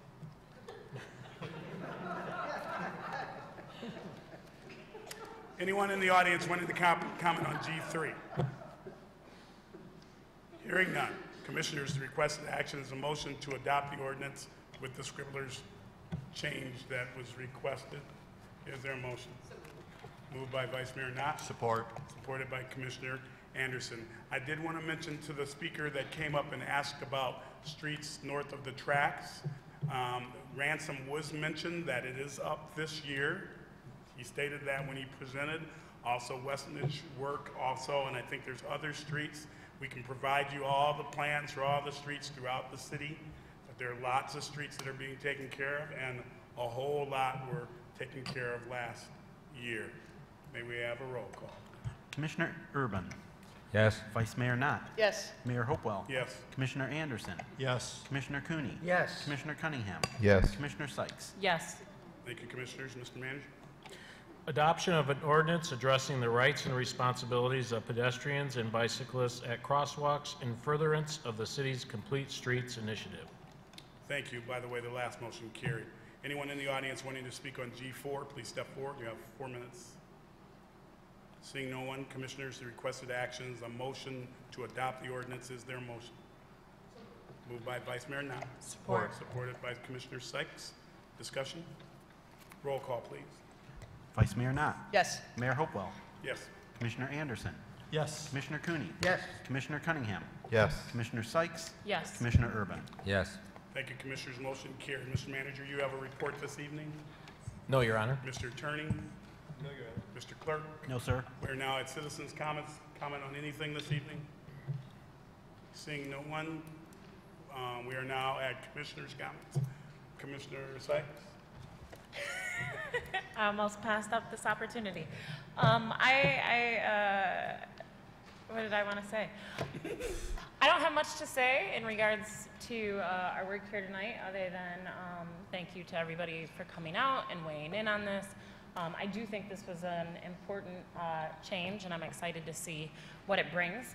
But more importantly, maybe, I want to wish my nephew, Malik Preston, a happy 21st birthday, and take this opportunity to say that I am very, very, very proud of you. Love you very much, and I'm really glad that you've decided to come here to our community here and celebrate your 21st. So, love you. Thank you, Commissioner. Now, all you folks, we sat and listened to every one of you, and now you're getting up leaving when we come to our comments. Oh, interesting. Commissioner Anderson, Commissioner Cooney. Yes. Next week is the birthday of Martin Luther King. and it will be observed at a holiday on the following Monday, and there will be activities throughout the city. I would just like to mention that at Western Michigan University, we will have our 3rd annual teach-in. We've been getting about 200 people a year coming to these teach-ins, and it'll be from 11:30 in the morning until 3 o'clock in the afternoon. There will be presentations by different speakers, experts in their areas, with regard to economic inequality, prison reform, climate change, homelessness, and several other issues. And people can park free in the ramp right next to the Bernhard Center. So that's on 2 weeks from today, from 11:30 to 3 at the Bernhard Center at Weston. Thank you, Commissioner. And to add on, we have our day of service on the 21st. Is that correct? Monday the 21st. So you can get further information, kalamazooCity.org. Commissioner? Yes. I wanted to just take this opportunity when we talk about complete streets, so that includes pedestrians and all the other users besides vehicles. One of the things that I'm very conscious of at this time of year is there are pedestrians in dark clothing crossing streets at night or in foggy weather, and as we age especially, our night vision goes down, and what I really worry about is a car pedestrian accident on account of low visibility. I think with greater attention to the considerations that are involved in creating complete streets, I think we will see, I hope we will see a greater feeling of assurance that drivers won't run into somebody. I worry about that myself, and part of my consideration in supporting this is, as a driver, I want to feel safe in not hitting a pedestrian. So pedestrians, you can do your part by wearing high visibility clothing, and if you're a biker, to be sure to have your reflectors working, and if you have a flashing light that you can wear on your helmet, or facing rearward or forward, all those things help so much. And lots of times when we're just by ourselves, we think that everybody can see us.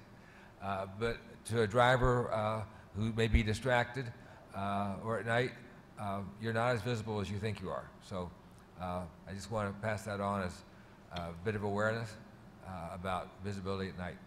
That's all. Thank you, Commissioner. Commissioner Cunningham? Just want to start off by saying Happy New Year to everyone. I also want to say I'm excited for Martin Luther King Day. I know for me, myself, I always use the new year as my opportunity to get reorganized and re-energized, so I hope you guys do the same. Vice Mayor? So, yes, thank you, Mr. Mayor. Today I had the honor to stand right next to Governor Gretchen Whitmer when she signed a historic executive directive protecting LGBT Michiganders from discrimination in executive employment, state contracting, and government services. It was exciting news today because, as you're all aware, Michigan's non-discrimination laws do not protect the LGBT community. And I'd like to acknowledge that Governor Whitmer went further than any prior administration by ensuring these protections apply to everyone without a carve-out or an exemption of any kind. What I mean by that is there's no religious exemption in her directive today. And it's big news. We're following along the line of other states where there's progressive, pro-equality governors. And in the work that I do day in and day out, we say you can get married on Saturday in the state of Michigan and fired on Monday because of who you love. And Kalamazoo Township, the city of Portage are all fortunate to have non-discrimination ordinances. We are 3 communities here in Kalamazoo County that represent 40-some municipalities that create the patchwork of non-discrimination ordinances. And Governor Whitmer's executive directive today, again, was an important step forward, but it is not a substitute for legislative action. So if you have the time, give Governor Whitmer's office a call or shoot her an email to thank her, and then call our state senators and representatives to tell them to do one of 2 things. First, they're going to be looking at their rules on Wednesday of this week, both the House and the Senate, they could pass rules protecting their employees in the legislature from LGBT discrimination. And then finally, at long last, they could reintroduce bills to amend our Elliott Larson Civil Rights Act to include sexual orientation and gender identity to make sure that all Michiganders are fully protected by the law. Thanks. Thank you, Vice Mayor. My comments will be real quick. I had the honor of speaking at the inauguration for our new governor, and it was pretty amazing event. Never participated in anything like that. But as you can hear, that my participation probably caused me to speak like I am today, but that's okay. I was a little sick beforehand. But what I really loved in regards to what she said is that sort of moving this thing of building bridges, really building up Michigan, finding ways to move this wonderful place forward for all of us. And her actions that the Vice Mayor talked about regarding the LGBTQ community is about moving all of us, building bridges to all, connecting and providing opportunities to everyone to thrive and to prosper in our great state. She's off to but it's not even a week yet. She's off to a pretty aggressive agenda. I think we are going to see grand opportunities for the state of Michigan. I look forward to her leadership. Commissioners, I will not be with you on the 22nd. However, I will be with you by voice because we're going to try that phone thing here in this chamber. So I didn't want to miss the budget opportunity to vote. I have been informed by the city attorney that I can vote on the phone, just can't lead the meeting. So hope your voice is better than mine on the 22nd. You bet, I won't eat an apple. Also, to all of you, I wish you the most prosperous new year possible. We appreciate all of you being here to talk about how we move our community and how we build bridges and connections for Kalamazoo. We are adjourned.